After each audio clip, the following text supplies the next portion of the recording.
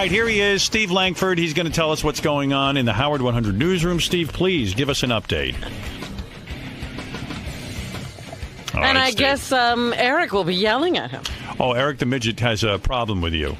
And in fact, our lead story today. Howard 100 News to the rescue. Eric the Midget's abortive appearance at a WNBA game in Sacramento July 10th saved after this news division broke the story yesterday. Eric the Midget's meet and greet autograph session had been canceled when no one, repeat, no one, bought a ticket to the special event. But thanks to Howard 100 News, in the space of a few hours yesterday, more than 50 fans reportedly bought tickets to meet Eric the Midget. So, Eric, I guess you're not so mad at Steve. He saved your appearance.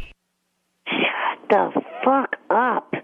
You are not the reasoning for the ticket sales, you egotistical asswipe. The tickets got sold because finally the emails that I sent out to the people that go to this room got answered. The people finally bought the damn tickets. They didn't get bought because of your stupid fucking ass. Go the fuck back up to Canada, you worthless piece of shit. All right. How do you respond to that, Steve? Do you think you still stand by your story? Yeah, I mean, the facts of the matter are that we did the story. He had sold 0 tickets. 0. Right. And we did the story. They sold more than 50. The guy at the Sacramento Monarchs told us about it. Johnny Fratto is thanking us. Right. The facts are clear. Facts are clear, Eric. There are no facts to that story. No one likes you. Shut the fuck up, fat boy. Is that why he's calling? Because he's mad because he sold tickets? Nobody likes you, little man. Yeah, check the email box again. There probably more than likely is a hell of a lot. No need to check the email box. You're hated by everyone. Well, Eric, I don't know. If I was you, I wouldn't care why you sold the tickets. The fact that you sold 50 tickets is... Yes. I can't even believe 50 tickets is enough to make an event happen. I mean, Eric, I wouldn't be too busy crowing about the 50 tickets. 50 tickets. Where's the event? In a lobby? No, fat ass. How dare you? You head of shit. Well, let me tell you something, Eric. I'm happy for you. You got your appearance. I don't know why you're taking such umbrage with Steve Langford. Steve Langford sells tickets. I've used him several times. Detroit, Cleveland. There you go. The fella comes through. He is not the reasoning for that at all. You think you're the reason? They finally sold because of the emails that I sent out weeks ago. I've had the link on my MySpace page for weeks. Well, and yesterday morning, before we did the story, number of tickets sold by Eric the Midget, 0. The story yesterday must have had some effect, Eric, if you had it on your MySpace page, your friend book page, or whatever fucking page you have. And then all of a sudden Steve does the story and you get 50 ticket sales. It's also been on the JFSC.edu website. Well, they're as even more the reason. 0.0. 0.0. 0.0. The tickets did not sell because of that Canadian Eric, dump. Now, I want you to tell the other two what I'm about to tell you now. You're out, through, expelled in favor. Can I say something here, Eric? I think 0.0. I think you're being a little unreasonable here. If you had this ticket listed on all of these various things, JFSC, everywhere else, and you sold 0.0, as the gentleman is saying. If you sold 0, warmer. and then all of a sudden Steve does the story and 0.0. Brad, shut up with that button. and then all of a sudden, now you're selling tickets. Certainly, you must give Steve the credit. Really? Stop being ungentlemanly. He's helping you. Every week there's a new example of you acting like a shithead boob. Really? I'm not giving that shithead credit for shit.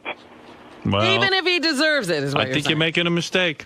I don't think that's fair to Steve. Him covering the story helped you. Really? I hate Langford. I want you to fire his dumb, shitty ass. Why? Because he has a huge penis? Right. Well, why do you hate Steve? I mean, helped you. He's helping you. 0.0. Are you saying you don't want any help? Fred, you push that button one more time. I'm going to fly to New York. Fred, come here. What? 0.0. I'll meet you at JFK. What did you say, Eric? I missed it. I am sick of you hitting those sound buttons, you bastard. Eric, what did you say? What You're did going to you fly say? to New York and do what? Break all Fred's fingers so he can't push this button. You should fly to New York and butt fuck him and then take him to dinner and suck his dick. How many balloons would it take for you to fly to New York? Fly to New York and stick his fingers in your butt. Eric, I've never seen you so upset. Say that. I've never seen you so angry. It's like you were possessed. Yeah. It was really like when Linda Blair went berserk. Man, Eric. Eric, you're really out of control. Did he just threaten me? Yes, he did. He Wow. did. He did. He's going to break your fingers. Howard, can you put my pot up again? Oh, I'm sorry. Hey, Steve. 0.0. That You felt so sold. good. He's right. You sold 0.0 tickets, and then Steve went on the air, and then you sold 50 tickets. How could you not give Steve a little praise? How could you be mad? Daniel Simpson Day has no grade point average. Nothing the fuck to do with that Canadian jackass that you have on your payroll that you're wasting money on. All right. Well, it's a good I thing don't you're see not. how you could say that. It's a good thing you're not the news director. Larry Kroger, 1.6. Congratulations, Kroger. You're at the top of the Delta Pledge class. Mr. Blutarski, 0.0. Now I want you to tell Johnny Frotto what I'm about to tell you now. You're out through at the Stern channels. I want you off the JFSC by 9 o'clock Monday morning. Well, Eric, I don't know what to tell you. I think you're making a mistake here. And I'm sure you'll be happy to know that I have notified your local draft boards and told them that you are now eligible, completely eligible, for military service.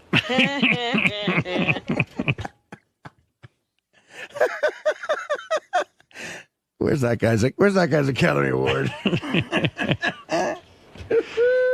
Steve, are you sure before your story not one ticket sold? This is according to the Sacramento Monarchs. Wow. When did the tickets sell, Steve? After we went on the air yesterday with this. Ah, so Haven't you sold the dumbasses tickets. heard of coincidence? What? Coincidence? That's an extraordinary lack of success, Eric. We've seen losers on this show, but Madone. You are a loser's loser. Yeah. Scott the engineer looks like Donald Trump. Eric, the facts are in. I'm so sorry. I don't mean to insult you, but it was Steve's story that did help you. It was not. Would you agree it's possible that Steve's story helped you? No. All right. If you're going to insist. Let's say this. The fact that you were say you involved. shut up. Let's say I shut up. Oh, man. Let's say this. Because you were involved, you did get a story done that helped to sell the tickets. Surely you'll admit that. Come Yeah, on. that's a good compromise. It doesn't make you look like a total dolt. Saves face. Steve, how many tickets do you think you'll sell today for Eric? I hope a lot more. I mean, he's very angry, but the fact of the matter is, when we do news stories, sometimes they have results. Yeah. Clearly. Yeah. And by the way, the event was completely dead in the water, right? They weren't going to have it. Yeah, they had canceled it. Done. Now it's going to happen, right? Yeah, now they say it's back on. Oh, look at on Eric's website. It says 0.0. By the way, they weren't going to cancel it straight out. What do you mean? You have misinformation on that, just like that asshole has misinformation on a lot of shit he reports. All right. Well, I I don't want to know. know what the event was going to be. Like, what were you going to do? Here's what it was. Again, it was I was going to blow everybody. Sacramento Monarchs versus the Los Angeles Sparks. Sparks meet Eric the actor. Exclusive pregame autograph session and meet and greet with Eric the actor. The first 100 fans to purchase tickets will receive a special limited edition Eric the actor T-shirt. Wow. Wow, so there's still 50 of those left, is what you're saying. So how much does it cost to see Eric? Tickets, you also get to see the game. $20.50, $26.50, and $39.50. And the Monarchs are in on this? Yeah. Wow. If you stay to watch the game, it's only $10. All right, Eric. Well, thank you. You've had your words. And wait a Anything second. else you want to say to Steve? I want to just say, to prove something to Eric. This is Jeff, who processes the tickets for the Monarchs. Jeff, are you there? Yes, good morning, Howard. Okay, what do you do for the Monarchs? I am the processor of the tickets. I coordinate all the tickets, the VIPs, and whatnot. I'm also a listener of Sirius Satellite Radio. Okay, and what did you find out? Well, I do gauge all the ticket sales on a daily basis, and I can tell you this. There were absolutely no tickets sold prior to Mr. Langford's announcement on Sirius Satellite Radio. Well, what do you think of that, Eric? I don't believe this because Jeff is not the person that I'm in contact with. I do the computer processing, Eric. Jeff, are you sure your name is Jeff and not Sal? Who's Sal? All right, thank you. Evidently not a big listener. He doesn't know Sal. All right, thank you. 0.0. Yes, Steve. Eric may also be interested in this. Howard 100 News getting our grubby paws on pictures of the special limited edition T-shirts that lucky fans could win for meeting Eric. Eric, the original gangster, they read, in this other style featuring Eric the aviator. The captain reading, "Fly me to the moon." We have balloons on this T-shirt. Oh, so Eric never having flown with balloons now makes a T-shirt with balloons. Oh, you bastard. I didn't okay that one. I asked him to cancel that one. All right. But it's still there being offered. Yeah. In your name. Who dumped a You're whole an annoying bitch. Shut up. Who dumped a whole truckload of fizzies into the swim meet? Who delivered the medical school cadavers to the alumni dinner? Every spring, the trees are filled with underwear. Every Halloween, the toilets explode. You're talking about the JFSC, sir. Of course I'm talking about the JFSC, you twerp!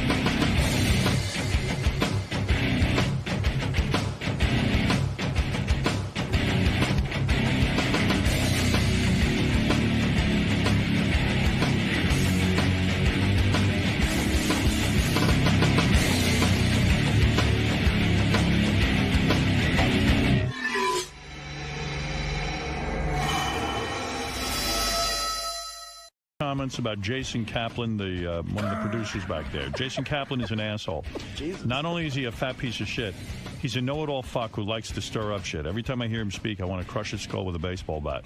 Have another party for your cats, you faggot. I think this is one time to petition the fans to voice their opinions and keep this asshole off the air. I guess Jason was on the wrap-up show. He's on a lot. You know what happened, Howard? They were particularly upset with him yesterday because he was talking about what a bad father Scott is for pushing his kid into music, and people were getting pissed. 6 months ago, it came out that Scott was using the studio after the show was over to mix music, and Howard screamed at you on the air. Don't use your work time to mix your son's band. Wait until after your shift is over. Which I was. Well, that's not what it sounded like when you two were arguing on the air. You were doing it at like 12, 1 o'clock in the afternoon. Hey, Scott, so what happened? So you bring in blank CDs from home. Of course. And give them to Casey? No, did you? He also brought in a generator to plug the machine in. I used the electricity. That's right. I used my own electricity and my own blanket. Scott's like the opposite of every other parent. It sounds like your son has moved on to try and get a regular job, and you're pushing him to pursue a music career. Well, because, I mean, we think that he's got a lot of talent. So we don't want to see him, maybe someday in the future go, you know what, I should have not given up. I should have explored all my, talents and done what I could. He's a great writer and he's a great singer.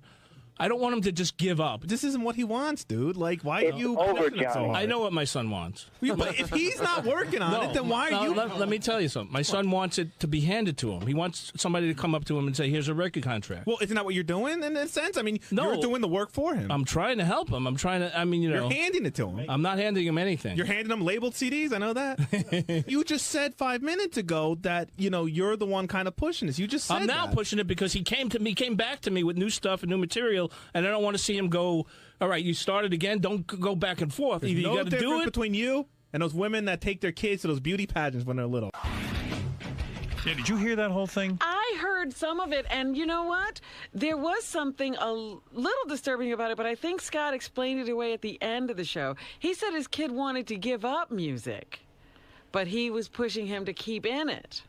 Yeah, and that's even weird. And then also, a lot of people wrote me and said, why didn't I get angrier with Scott about the fact that he's using company time and using interns to make labels for his son CDs? And the thing was, I just didn't want to waste a lot of time on the show yesterday. We were so busy with it. But, basically, it does disturb me. And from what I hear, Scott's been doing this for a long time, having interns make labels for his son's CDs. And that means Scott's not busy enough. That's all it means. It means that, we've got to find more for him to do. I heard this yesterday, and Jason and Ralph were being really hard on Scott, man. I mean, it's like they what I didn't like about it a little bit is they were insulting his kid a little bit. Oh, I shouldn't do that. They were Ralph was calling him his dopey kid, and that's not right. First of all, Ralph's never had kids, and Scott is a guy who loves his son. But Scott, I did hear some of this, and I think you. No, first of all, I haven't ever had interns doing labels or any of this. Gary, give me the truth. No, never.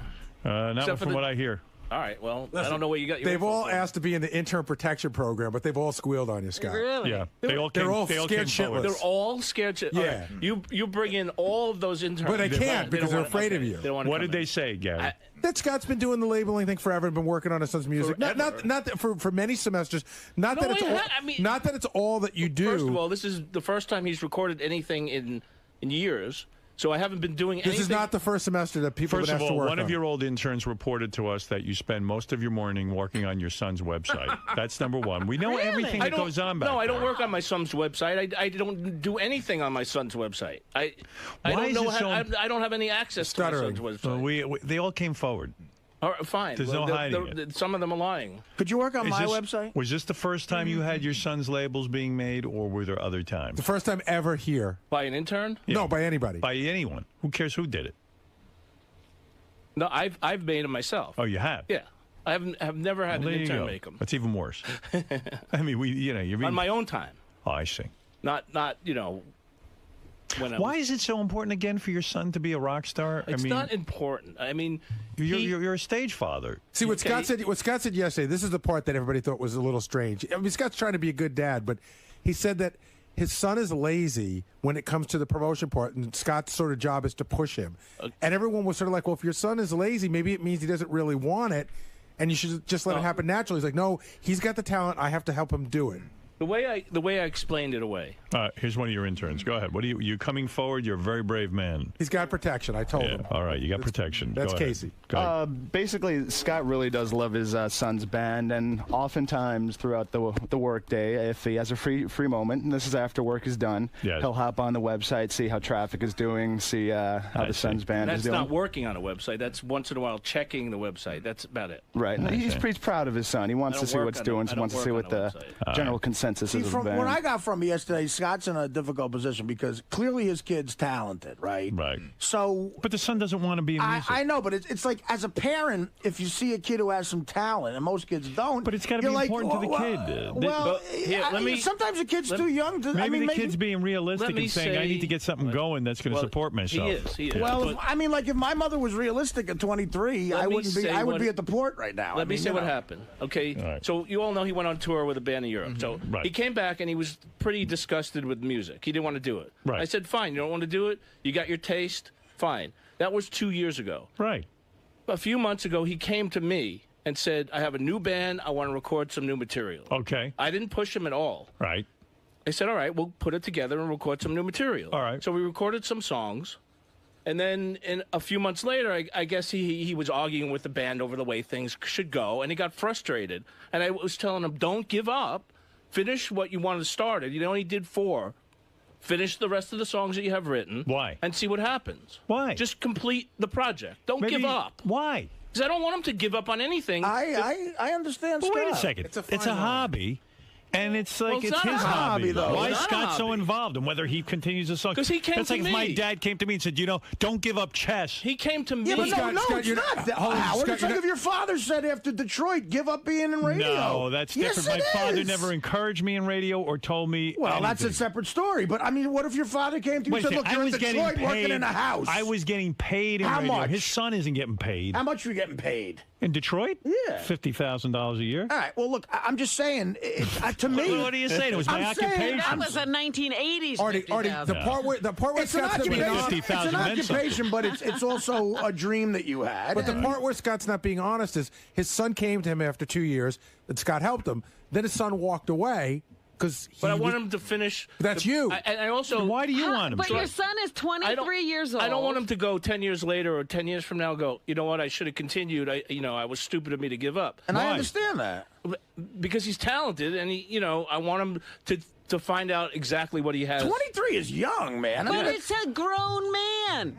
It's not your 12-year-old son not completing something. And that's the part where people got mad at Jason, because Jason said, well, if your kid's not following up, maybe it's not as big a dream as it is for you. Right. I think this is Scott's dream. Rob, nowadays you can't force a kid to do anything. But this is, this is something I learned from my mother. And I'm trying to understand why you're still involved in telling a 23-year-old everything he should do. Because most parents, if you're 80 years old and your kid's 60 years old, you'll still tell them what to do. It's your kid. Maybe they won't. Please. Your father never still. My father would tell me what to do in his opinions. Well, I give him my opinion. I tell him that. Why is it your opinion that he should continue in the music business? Why is it my opinion? Yeah. Because I think he's very talented. But he doesn't want to do it. He's telling you, Dad, I'm not into it anymore. Listen, nowadays, read the signs. But nowadays, you can't make a kid do anything. If the kid really didn't want to do this, he wouldn't do it. He wouldn't do it. He's going into a studio and writing songs. You go to your room and be a rock star right now. I never said that at all. No. At 23, he's being assigned. I'm not making him do anything. All right, listen. See, Scott's probably got another thing going on, because we're talking about a 23-year-old who lives on his own, which is not Scott's son's case. He lives at home. That's always a different relationship. You're a different 23 when your parents still pay the bills. Right.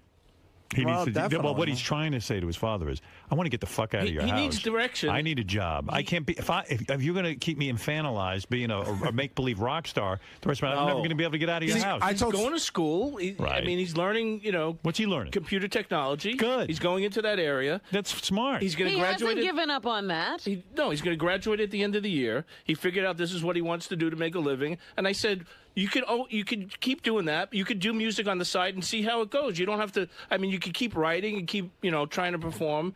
But he doesn't want to. Okay, but that conversation's over. Now, if the kid really didn't want to do it, he would stop doing it. I know, and he would tell me, leave me alone. I don't want to do it anymore. Sounds like this is your dream. I felt bad for Scott, because I was saying, like, there are so many stories of athletes whose fathers pushed them, and now they all hate. Like Andre Agassi doesn't talk to his father. Keith Hernandez didn't talk to his father. But this ain't Ken that Norton guy. didn't talk to. But it is, because it's where the father feels like they're so helpful in that business that they feel like they've helped create them, and then the kid ends up hating them. Scott's son is. I mean, Scott's busy making labels. Let Scott's son make the labels. Tell him to come in and make the labels if he really wants. That to I agree with. Okay. I mean that. But if he's that was the question yesterday. The motivation of the son. How motivated is he? He's motivated to write a whole fucking album. That's something that's not spontaneous.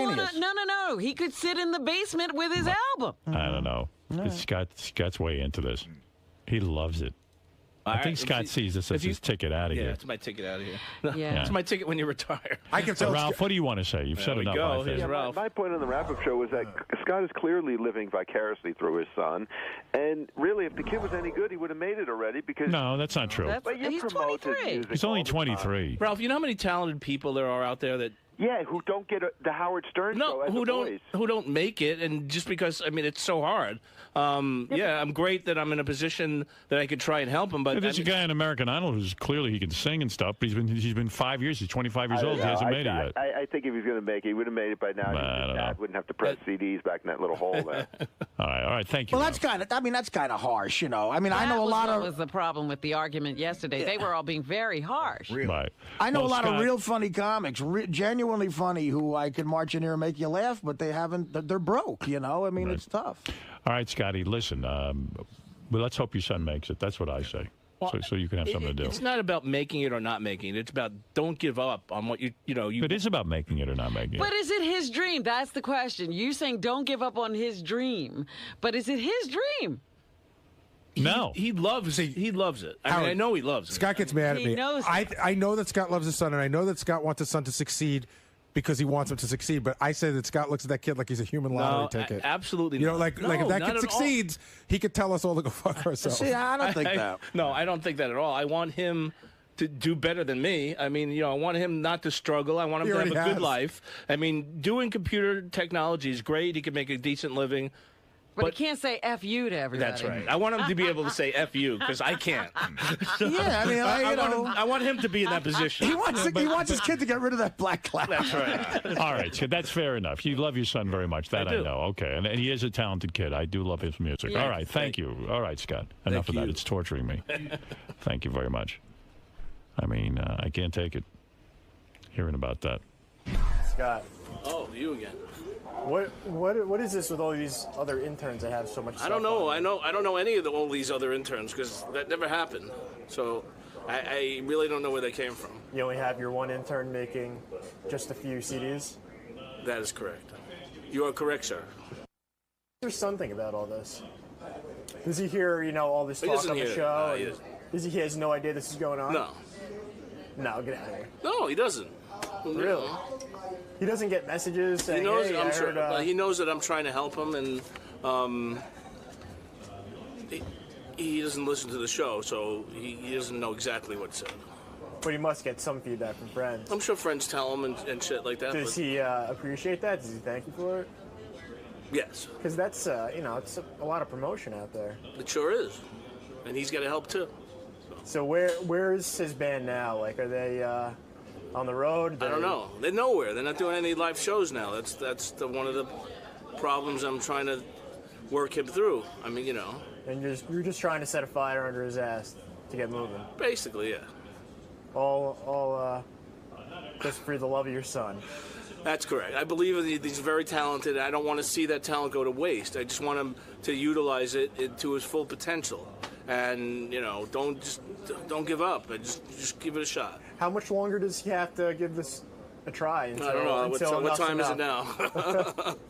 I don't know. I really. When do you say when? Couldn't tell. When I say when, it's not up to me. I mean, I'm just, like I said on the air, I let him alone for 2 years for him to work out what he wanted to do. I didn't hassle him about his music and stuff, and he came to me and asked me to help him out, and I did. And then in the middle of it, he just stopped again. So that's what I'm trying to.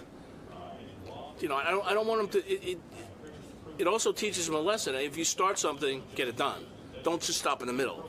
Finish what you started. Just being a good dad. I'm just trying to help. Hey, Howard, I just want to say one thing. I want to give the Howard TV their props, man. It's been really good lately. Really, really good. They're doing so many great things. Doug Richard's so Goodstein. fucking creepy in that porn studio, man. Holy cow. I got to say, Richard does a great job with that porn studio. He is wonderful. Yeah, he's funny. He really does sound like that guy. He plays James a great Lipton. creep. Yeah, he sounds like James Lipton. And the porn girls are great. And there's so many great new shows. I know I'm involved with one coming up. One of the shows in the hallway. That was great. That whole series was great. Yeah, and there's more coming out. And they just shot the brand new series, the strip beer pong one. And I mean, wait to see Ronnie. Hey, Ronnie looks like he hit the frickin' wall, don't he? I mean, everything jiggles on him. Holy cow! His neck, his body, his belly, everything Is he jiggles. jiggling? Ronnie's working out and stuff. He dates now, so he's got to. Can he do a push-up? Who, Ronnie? Yeah. I don't know if he's strong enough to do a push-up. He's on a treadmill. Stop it, boy. Hey, Ronnie, Hey, is he coming in? What's his fucking problem? What'd you Where say? am I jiggling? For a second, Howard. Where am I jiggling, man? Keep your headphones off for a second, Ronnie. 1 second. Take them off. Take off your headphones for a second. For what? I don't know. What? I got a quick game. Go ahead. Okay, are they off? Take off your headphones. All right. Yeah, they're off. All right, listen. From the second he starts talking, under or over 10 seconds before he says, "What's your problem?" He already said, "What's your problem?" Oh shit! And plus, he's listening. I can see he's listening. Okay. He heard everything. All right. wife. All right.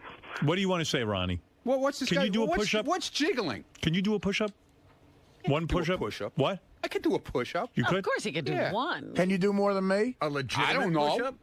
You think he can do more than Hey, me? he can do a push-up. Let me see you do one push-up. Where you touch your chest? Actually, Sal is the one who there you jiggles. are. Look at Sal. There you are in the my hallway. God. All right. All right, guys. Thank you. Go ahead. Let me see. One push-up. Give me one. Yeah, he did it. Just did 2, 3. He's in shape. Just did 3. He started crapping out around 3, though. No, I didn't crap out. Yeah, you started bending in the middle like a... What? Yeah, you did. Talking about. Every head of security can lightning fast go into 3 push-ups. That's right. I'm always ready, Artie. No, I think he lost weight. He looks good. He's not just looks jiggling. jiggly, that's all. Yeah, okay. Yeah. Well, listen, he's no spring chicken. That's right. It's just these odd-colored T-shirts that. Yeah, the new all look's right. Goodbye. Yeah, Ron's got a new look where he takes... What is your problem? What is your problem with my T-shirts? There you go. If I had the turtleneck on, the mock turtleneck on, that was no good. The collared shirts are no good. What do you want me to do? Ron's got this thing. Tell me what you want me to do. Ronnie's got this thing where he wears, like, if he wears an orange shirt, he wears an orange T-shirt. Where do you get that? I don't think I've ever seen an orange T-shirt anywhere. You want me to put a plug out for where I get them? Please. Paul Fredericks. Paul Fredericks. It's a men's shop. And they sell that. Is that where you buy Mambo? No. No. All right. No. Thank you, Ron. You're welcome. What? Ronnie, you crapped out after 3 push-ups? I didn't crap out, man. Don't even go there. I didn't crap out. Why'd you only do 3? Because he showed me asked me to do 1. And I did 1, I did 2, I did 3. Okay? He asked me to do 1. Now, what was that caller He knows, man. He knows I'm in fucking shape. He knows it. You heard him. He didn't berate me. He knows what's going on. What was that caller talking about? He says you're looking a little flabby. Bullshit. Loose. Where am I looking loose? You see me looking loose? Do I look loose to you? Do I look loose to you? Seriously. No, bullshit. No, you're holding up all right. Yeah, thank you. I'm holding up all right. What do you do to keep in shape? What do I do? To keep in shape, yeah. How do you work out? Yeah. Every day. Every day. Every day. Every day. Damn. Every day. What do you do? Treadmill, weights, bike, dog. How much do you dog? Yeah, I run with my dog on treadmill. The dog, you know about my dog running on the treadmill. Yeah, we know that. Yeah. Me and him we run together. How much do you bench? Oh, 3,000 pounds at least. 3,000. I don't bench, dude. I work out the curls and a little bit. You know, I put 60, 70 pounds on. You know, get those biceps going. Yeah, you know, a little bit here and there. You know, just nothing. I'm not fucking Charles Atlas. You don't even know who Charles Atlas is, but the guy with the world on his back. There you right? go. There you go. See? I'm not trying to be Charles Atlas. I'm trying to keep in shape, man. Just trying to be Ronnie Money. That's it. That's who I am, man. All right? Is that good enough for you? That's good enough for me. Good. Thanks, have a nice day. Can I leave now? Go ahead. I'll see you around. Flabby. Come on, man. You're bright. Muscle. View of The Sopranos. Of course, it was a huge disappointment. I don't think any fan of The Sopranos who has stuck with it for as many seasons as I have, right from the beginning, wouldn't be disappointed. When my screen went black at the end, I thought there was something wrong with the cable television. Right. Didn't you start thinking, oh, are the lights going out, or did cable just break? What happened? Yeah, I didn't know what was going on, and I was not satisfied. You know, me and my mother were able to play an amazing trick on my sister. Like, because we were on the phone together. We said, let's see if we can get Stace to... We called her up and said, can you believe how it ended when... And we said somebody got shot, and just went right to the credits, and we had her going for a little bit. Like, she was really pissed. Right. Well, you know, it's a funny thing. If you were... First of all, I'm not adult. I understand what David Chase, the creator of The Sopranos, was going for. Right. In other words... You get to make up your own ending. And even beyond that, what was so effective about it was that, yes, life goes on, as he kept reminding you through the music, and the fact of the matter is some things will never change. And you were waiting for something so big to happen that you started to feel, you actually got to experience the pressure of what it must be like to constantly be looking over your shoulder. Right. Because as you watch this episode, you're going, oh, okay, they're going to get killed. They're Is going it to get here? killed. Is it here? Is it here? Is it here? Yeah, it's going to happen. It's going to happen. It's going to happen. And look at these shady characters. Look at the shady characters. And as you left the series, you went, oh, my God, that's what it must be like to be the head of a mafia. Yeah, but that's not what you do for a final episode. Agreed. I was very, very dissatisfied. I wanted some sort of... Phil Leotardo getting killed was great. That was great. That's, a creative way to kill him and have the car roll over and the whole thing. Well, the Uncle Junior stuff I loved. Me too. Yeah, no, he went back. He had closure with him. And the great thing about The Sopranos, too, is they add, after a violent scene, they add something that as a button a lot of the times it's almost more horrific. Like, what if those two little babies died too? Right. Like, which I love. That's really a unique thing to that show. And there's amazing little things that were great in it, like fucking Paulie with the Virgin Mary thing, and Tony going, God, you should have told us, we could have made more money. But the cat was ridiculous. The cat thing, well, I think he was funny with the cat. I like the cat. It was a little bit funny, but then it didn't mean anything. Paulie Walnuts deserves some sort of fucking Emmy, man. He's great. He was the kid's car on fire was funny too. But here's the thing. And that chick here's is the hot. After the episode was over, Beth called me because she wasn't home last night, and she'd watched it, separately. And she said, "Well, what'd you think?" I go, "It was horrible." And then I got to thinking this morning about what other way would he show you the paranoia. So I'm going to give it. You know what? I love The Sopranos so much, and I don't know what the ending was. But there were other things that made no sense at all. The FBI guy, I love that. The FBI guy set up Phil Leotardo. The FBI guy clearly is a wannabe mobster. I love that. Because I was like, well, is he okay? Then he's saying this guy's no different than these guys. That's exactly what he's saying. The FBI guy and Tony are very similar. He's clearly and you know what? It's funny. Chase had to have that in his mind the whole time, because that guy was always a guy who wanted to have the Italian sandwich with him at the deli and be proud That of is it. actually based on a true case of a guy who got sort of caught up in rooting for he was rooting for their team. We're gonna win. I thought that was that was an actual quote from a case. Oh, really? Yeah.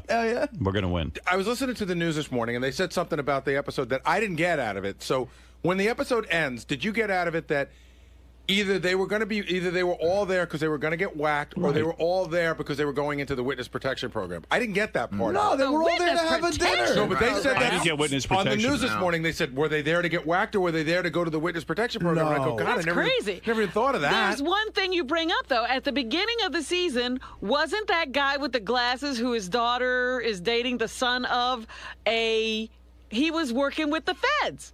Right. No, Patsy wasn't. He was.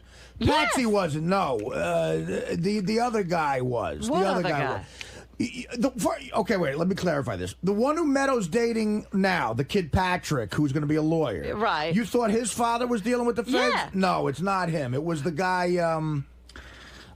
It's another guy. I can't remember his fucking name. All right, let's go around the room. Robin, what do you give it on a scale of A, B, C, D, E, F, F being the lowest? I give it a C. You give it a C. Fred?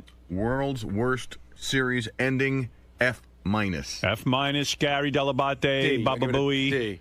D? Yeah, as in D? As in Delabate. In Delabate. Yeah. Wow. I wasn't happy with it. I really was. In fact, I got confused last night. I'm not even sure which is the kid that went to the feds that turned on them. Was that Doogie Howser's No, house? Carlo's the guy. It was very confusing. Carlo's the guy who, he's the other guy who's always hanging with him. The kid that was on the Doogie Howser show, right? The Vinny Del Pino, Max Casella? No, that's not Carlo. See, Carlo was a captain. Carlo's the other guy who's always with them. The face you always saw with them. Is he the guy that was sitting there with Donna Pascal? Now, that's a major flaw. I don't know who he is. I don't either. They were mentioning him. Like, who are they talking about? When they all go to Carlo's the guy who his son called him over and said, Dad, they got roasted pork. You remember? No. You watch it on such a different level than I do. The reason why I thought I concentrated on the food. Carlo's the other guy. See, in other words, because Carlo's missing, that's why he wants Paulie to take over that crew. He's the other captain. I don't remember Carlo. I didn't either. When they said Carlo's missing, I remember Carlo, the guy who Are you looking at three people who watch a show from day one who don't know who Carlo is? All right, remember when they all go to the safe house in the episode before, and it's Paulie. Paulie's there, the big fat guy, and Carlo's the guy who orders the pizza. He goes, "You want to order a beef?" Oh, that guy, sort of nondescript guy. Right. I don't remember him. That kid's kid was hanging out with Patsy's other kid. Oh, for Christ's sake, forget it. I don't remember. It's such a simple thing. It's not. No, it's not. Art. All right, His look at me. face. All right. You don't It's have to not watch simple. it that closely. The Why are guy's- you getting upset? Because. Why are you upset? You see, this is what's going to kill you. No. You got to calm down. No. I'm saying once you see the guy's face, you're going to know when you see his exactly face, yeah. who he is. But I should know Carl. I know Paulie. I know. You're not I know watching it, Silvio. you're I not should know watching Carlos. I don't know enough. I don't know Carlo what else either. you're I doing. got to confess. And I had trouble following. See, I got to go back to the first episode to see who was with the feds at the beginning of the season. Oh, that's Carlo? See, I would never know. I still don't know who it is. Let me see. Oh, come on. I swear to God, I've never seen him before. That's who I thought you were talking about. Howard. But he's nobody. He's never- nobody. He's involved with them. Artie, you're getting upset. He killed Fat Dom. Remember his Fat Dom went over to Jersey and never came back? Who's Remember? Fat Dom? I don't know. I don't know. You guys aren't watching the show. We are. Not knowing Fat Dom is like not knowing who. I don't know any of these people. McNabb is from the Honey. Like, I couldn't even follow. All right, let me get back to the grade. Listen, wait, but Yeah, what Artie, is your grade? what is none your of your grade? opinions mean anything now. Fred You don't know gave- who What is Carlo your is. grade? We didn't even watch the show. Fred got it an F. Robin gave it a C. Gary gave it a D. See, your thing with the paranoia is that's a great description, but in the scene, Tony clearly wasn't paranoid. It seemed like But it that's was. how it happened. It seemed like it was the No, end as scene. a viewer, you got to feel the tension Right. of constantly living on the edge. He looked very relaxed. First Right, of no, all, that wasn't when. It was like during that whole episode, every time he took a meeting, every time he walked into a room full Right. of people, every time he walked on the street, he could have gotten What clipped. is your of all- grade, Artie, on a scale of A to F? I give it a B. A B? Yeah. Because he knows Carla. Listen, guys, it's the Ralph, fact that what you do you don't give know it? Carlo, Ralph, what do you and give it? None of your opinions mean anything. Hold it, Ralph. What do you give it? Artie is almost right. It was clearly an A, and when you people An calm A? down, when you are people A for calm down asshole. and go back and understand, if you don't know who Carlo was, you're not even fucking watching the show. I mean, I got to agree with Ralph. Dude, I mean, how I could know you not? that guy's name. irrelevant. You know the kids who. All right, we don't know. We don't keep explaining because it's no, not going to do it. I'm looking at a picture of the guy I don't remember. The kids who after. Was he the guy who was with the feds at the beginning of the season? No. This guy just got flipped. College, who AJ hooked up with. All right, Ralph, will you Oh, give it an my God. A? I would give it an A. If there was one more pivotal scene, I would have given him an A+. Come on, Phil got his head rolled over. Wait, what about the other 48 minutes? What about the ending? The endings. What about Uncle Junior when they come to that realization that it all means shit? And, That's like, he doesn't great. even That was remember being the beautiful. boss? I said that was He's trying to beautiful. make chicken salad out of chicken No, shit. Fred, Come you know on, what? dude. You don't know what you're talking And about. neither do you, Ralph. The answer You is go down the that? street and you talk to anybody who's like an average, regular person viewer who has watched the show religiously yeah, but those are the since day. stupid people. Oh, so we're now we're making it for Mensa candidates. It's for smart people. Get real. The Daily News got it right. The headline of the Fred, Daily News you today don't says. understand it. The Daily News headline today says. Great. So let's watch, Play-Doh. Sopranos wax fans. That's how I No, think it's the people New feel York about it. Post. That's the New York Post. Sorry. You're not Those even are the looking. stupid people. All right. Now for the dumb opinion. All right, but there's you a know- guy who gives it an A. Do you remember? Ralph do you, is so off. Do you remember the guy? Fred, Do you remember? Fred, do me a favor. You're off, man. Go You're back and watch these You're episodes. so off. No, you're It's a trying to make it masterwork. something that it's not. It's a masterwork. It is You know the not. first You know what season? it is? It's the equivalent You wanna of play trivia, Godfather Fred? 3. You don't know the show. You don't even I know the show as well as anybody else knows the show. I'm watching it on just a regular viewer. It's like Fred, what it's was not the like a trucking college company? course, Ralph. What was the trucking company in season 1? It was mentioned about 10 times that Uncle Junior took, Oh, that's a ridiculous What question. is the point of that, We Ralph? have It's like it's jobs, knowing who Ralph. the key grip is in episode 3. No, it it doesn't isn't. matter. All right. Did the story move along? Did it go somewhere? No, All it right. did not. Eric, Fred, don't know what you're talking about. Eric the All midget. right, dude. Eric the midget, you're on the air. Final word. Yeah, he's the expert. Eric, go ahead. I have a message on behest of my associate, Johnny Frotto. He wants you to know that he fucking hates this series now after the series finale. Thank you. Why can't Johnny tell us that?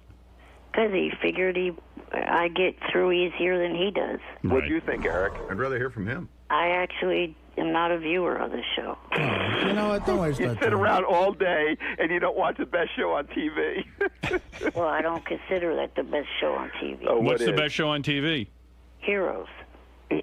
Whatever. Because I want to be a swordsman. First of all, it was weirder for me, too, because that restaurant where it ended, Halston's, you know, I sat with my father in that exact booth probably a million times. Is that right? I thought that was a funny place for them to have their last dinner. It's in Bloomfield, New Jersey. I think it's on Broad Street, and my uncle grew up 2 blocks from it. As a teenager, I was at that place all the time. If you're interested in the answer of what the final grade should be. Yes, go ahead. What do you think, really, Howard? Well, I'm going to tell you right away. My initial response after watching it, because I don't know what the hell I was waiting for, and when that screen went black, weren't you freaking out? I would have given it an F. But I have to say, I woke up this morning thinking about every scene and thinking about the paranoia that I really felt paranoid the whole episode. I was so on edge. I was sick to my stomach. I was getting sick. I was like, uh-oh, something's going to happen. Something's going to happen. And this must be the paranoia. I'm going to give it a final grade of a B+. It was unsatisfying. But it was not the episode. I wanted revenge, and I wanted to see killing. The other great thing, I wanted to see an old-fashioned mob movie. You wouldn't want to see everything you want to happen. You know what I mean? He left you wanting so much more. I gave it a B+, which is... without knowing... here's my It made me thing. wish that I hadn't watched this entire season. Without the last scene, he seemed very comfortable. But that guy going to the bathroom, you know what? Again, you think that's a I felt he did. I felt the same way you did, Fred, but I felt he did a Francis Ford Coppola. Coppola got us like the goodwill of Godfather 1 and Godfather 2. And then he made Godfather 3, and it was like the biggest letdown of all time. It's the equivalent of at the end of Godfather 3 when Michael Corleone. Could you shut up for a fucking minute, Ralph? I'll hang up on Ralph. He's just talking underneath you. It's like at the end of Godfather 3 when Michael Corleone just like falls down in his chair dead. Right. It's not with a bang, but with a whimper. It's the same thing with this. I think he was too clever for his own good. See, I disagree in the sense that, and I'll get off this in a second, but if you don't know who Carlo is, you if you say that one more time, Tony is paranoid about something. What's the difference? What did his lawyer say? Family. It could have been a stripper. Let Artie finish his thought. He's never going to get off this otherwise. Guys, Tony's more paranoid about the feds than anything right now because he's about to. They think he's going to get indicted. And the reason he's so paranoid is because the guy they flipped, Carlo, knows everything about him. I mean, he's like Paulie. Okay. So his kid got busted for ecstasy. Clearly, that was leverage they used to flip the guy. So Tony's telling Carmela, listen, they're going to indict me. She said, you talk to your lawyer again? He's like, yeah, Carlo's going to testify. That's not just some little guy. That's a guy who knows his entire operation. That's nothing to hang. That's what he's worried about. In the end, you can't hang the whole 8 years of the show on that one little episode. So what does that mean, Artie? He's not an insignificant character. All right, but it doesn't matter if you know exactly who he is. You know he's important. You know he's Carlo. Wait a minute. We know that was an important flip for the feds, and that's why the indictments are coming down. We didn't miss that. Artie's going to quit again. You better calm down. That's what he's more paranoid about. I just didn't know who Carlo was. Artie, you got to leave the show. That's what he's more. I know why he liked the episode because it ended in a restaurant. That's what he's more paranoid about right now. Is the feds, not the hitmen. Let me say one more thing. Stop. The point is, he's not paranoid about that. He knows that's going to happen. The point is, it was such a great relief that it was just an indictment. He wasn't getting killed, and his family wasn't getting killed, and you felt a sense of relief. That was fucking great. All right. Now you're making shit up. Eric the Midget, what do you want to add to this? Anything, or are you done? Well, I also wanted to say, I was wondering, is there a over and under poll for when Artie will fall asleep today? Yeah, touche. If you're on for longer than 2 minutes, yeah. All right, Eric's got some good lines. It's just your delivery, man. All I'm saying is if David James... What do you mean? What's wrong with his delivery? It's a little slow. Let me hear you do it. A little slow. What did he just do wrong? It's like David Chase. He's a genius. Slow. And are my arms tired? You can't stop doing it. Eric, you there? Yeah, I'm here. Waiting for your dumbass to shut up.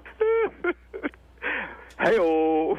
All right, thank you, Eric. All I know is if David James was sitting here and you guys didn't know who Carlo was, he would have said, listen, I don't even want to talk to you anymore. Listen, if David, can't be serious with Artie, this argument. If David Chase was in there, they all change their tune and kiss his ass. No, I didn't. For a number of years, he's been incredible. I gave it a positive review. Yeah, you gave it a very good review. Robin would just fall right in line. I said it was a C. I didn't really pan it. C. Now you're like D. Oh, it sucked. Now you're like up No, with I me. did not say D. I said C. I gave it a B. I didn't give it an A because it didn't give you that, that incredible, like, whoa, Right. what the fuck just happened? But as a piece of, art or work, I think it makes you think, and it was interesting. Let's go to Gary in Cleveland, Ohio, who wants to chime in. Go ahead, Gary. Yeah, you've got to understand, excellent ending, and if you remember, Tony and his brother-in-law are in the lake, and they said you never know when you're going to get it. Right. We were third-party viewers going into that restaurant. We're watching that thing. We really did get whacked as viewers. That was the end for us. We did feel the paranoia. We saw it. We never saw it coming. But that's exactly. All right, Gary liked it. But Gary, unlike the other Gary, makes a good point. Now let's go to Mike. Mike, you're on the air. Hey, Howard, how's it going? I was just wondering, do you think with the way the whole ending played out that would dovetail directly into a Sopranos movie? Well, there is talk of a Sopranos movie, actually. And John was saying that this morning. He thinks since they left so much on the table and so many people are still alive. They could do it. And if I was James Gandolfini, I wouldn't run from the character Tony Soprano, because I got news for you. He's like Beaver, like anybody, like Superman. These people are typecast, and absolutely, he's stuck. And he should do it, and he should milk it. And you know what? People love it, and don't be so uptight about it. Let's go to Eric. Eric, you're on the air in Albany. Hey, Howard, how's it going, man? Good. Hey, I got to tell you, Artie, I love you, but a couple weeks ago when you were debriefing the Sopranos show and you're going through everything Phil said, you called Paulie Gualtieri Paulie Viltieri. And it's like, no, I didn't. Kind of like a big fan that you did. And I didn't. I didn't say Viltieri. You said Viltieri. I didn't. No, I didn't. He might have been asleep, but anyway, guys, just want to chime in. Thank you. I love you. The show's great. You're the best. Thank you. John Hine, you own you used to own the website jumptheshark.com. What are they saying?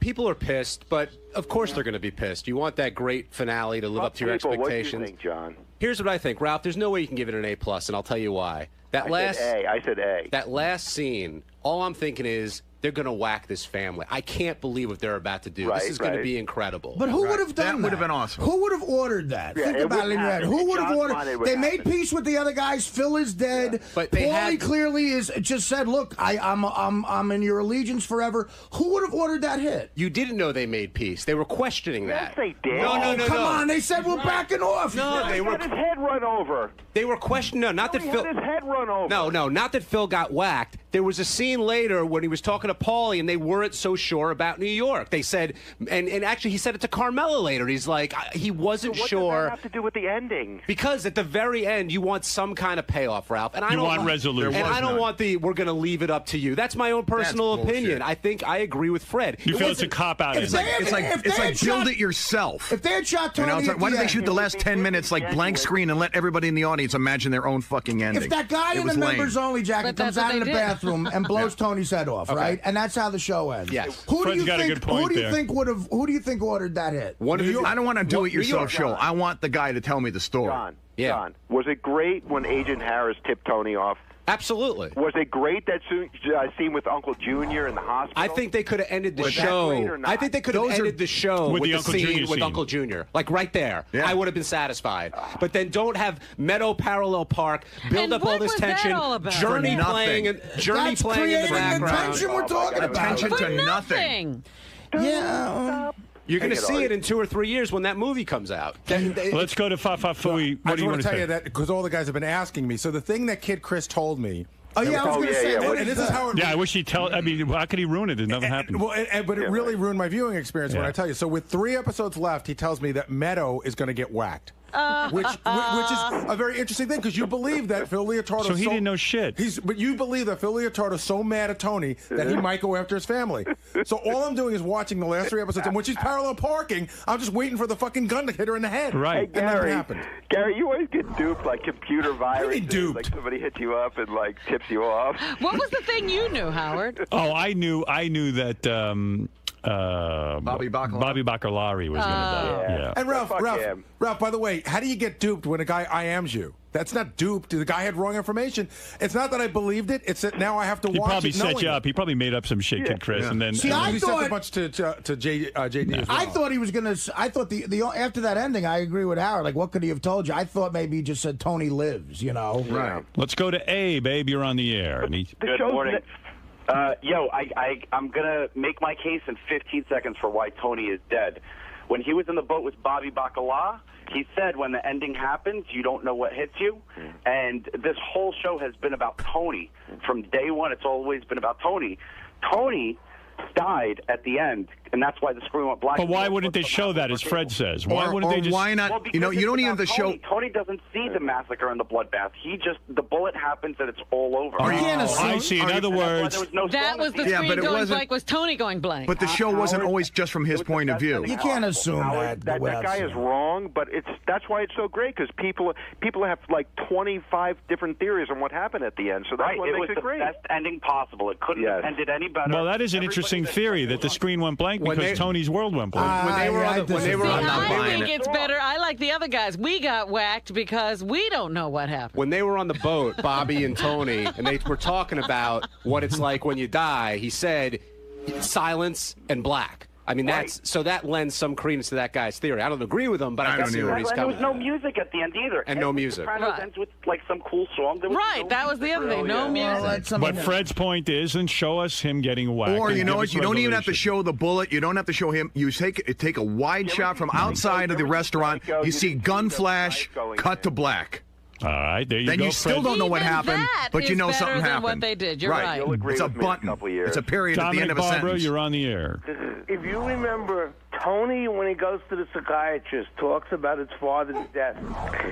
And when his father dies, Tony can't understand because all of a sudden it just happens. And if you remember, they're all at a restaurant.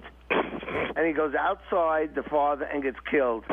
Tony ends the same. Or he's in a restaurant. Yes, he was. Tony's father gets killed at a restaurant when after the last thing. Dominic, every scene is in a restaurant in that show. No. When Tony's in therapy, the confusion for him is why death had to happen that way. At the end, there's no music because Tony's dead.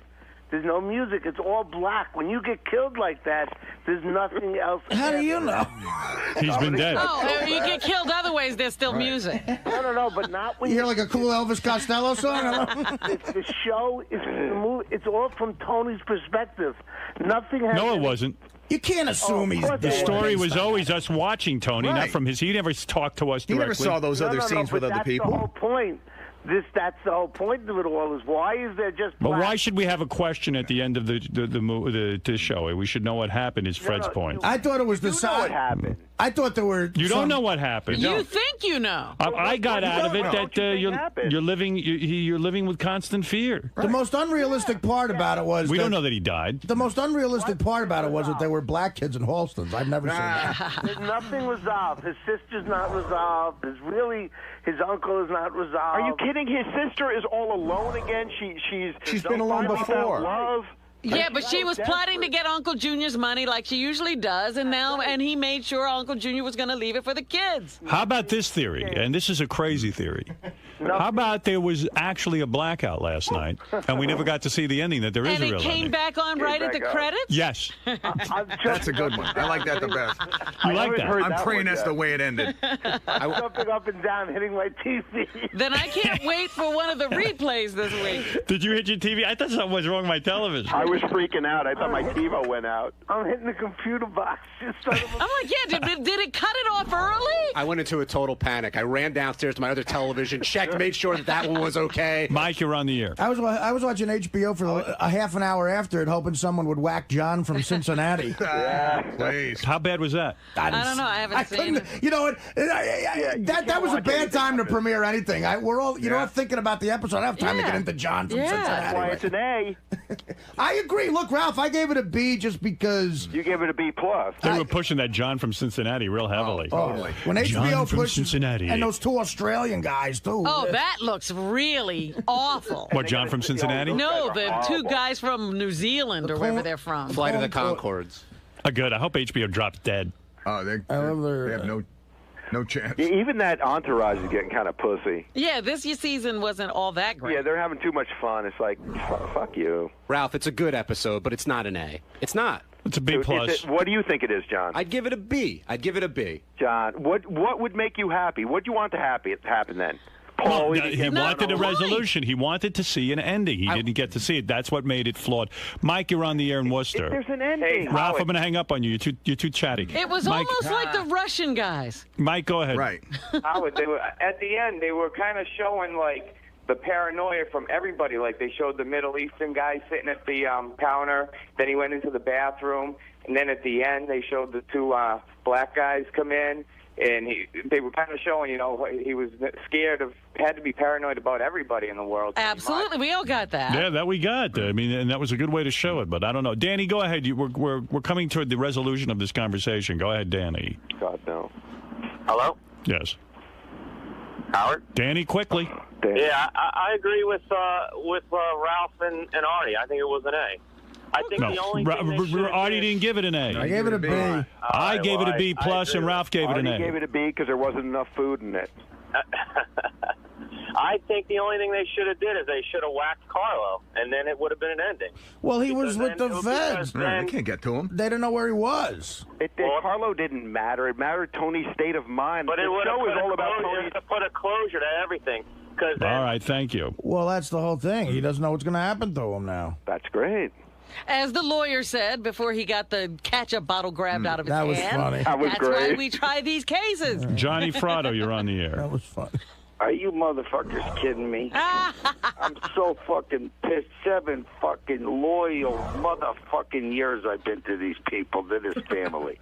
And look at how they... Are you kidding? An A? Who said A? Ralph, yeah. Ralph, the idiot. Yeah, go Ralph, ahead. what the... I wish Ralph was my teacher. Johnny, Johnny. you're one of these people who just sort of watched it with half an ear and half an eye. You don't know the ins and outs of the show. Oh, he doesn't know the ins and outs What are of you the saying, mob Johnny's either, not right? smart? What are you saying? Johnny's not smart? No, he doesn't know that. He makes a good living. He's sort of What do you smart. mean by the ins and outs? Johnny, you don't know the show. Do you know You don't know the Carlo? characters. You don't know the You got to depth fucking of the be kidding me. show. What do you mean he doesn't know the show? That's his life. Ralph. I know the characters. But we're talking about a TV show. Ralph, how can you sit and question whether or not somebody is intelligent enough to watch The Sopranos? And Ralph's the most intelligent. I mean, give me 10 questions. and the guy on the phone here with you he lived the life of AJ. He is I don't care AJ. what he lived. I hope he's not AJ. AJ was a fuck up. Are you saying Johnny's he's a fuck not. No, I'm saying Johnny was the son of a mob guy. He would know. He doesn't know the Sopranos. I got to hang up on you, Ralph. You're annoying me. I know the Sopranos. I'm right. I know the characters, and I'm going to tell you something. I understand David Chase might have been going, well, you know what? We're going to make this like real life. What we're going to do is we're going to end it with nothing but, we're going to put him in about 4 or 5, or make the viewer think he's going to see 4 or 5 bad endings. But we're going to end it just like life ends. That's some fucking creative shit. But that ain't why I buy HBO. That's right. We got life. See, you know what? Yeah, we're already living life. We want to see a story, right? He hit on a valid point. I want him fucking dead. They better bring that motherfucker back and get him dead. Because I'm watching a television show. I don't care about how close to life or art it looks. He's right. Him to be dead. And you know what? Want him dead. You know what? But that's not. You know what he the kind of show touched you're on though? It's like watching. everybody likes to try and make this show like it was like, oh, it's about family. It's always been about family. It's like, no, it's not. Everybody loves this show because it's about the fucking mob. Right. Let's get real. Yeah, but And here's and let me tell you he what. has a family. Let me tell you one more thing about this discussion we're having now. What? And this is the most important thing to say about this. And this is the thing that'll blow the lid off it. You ready?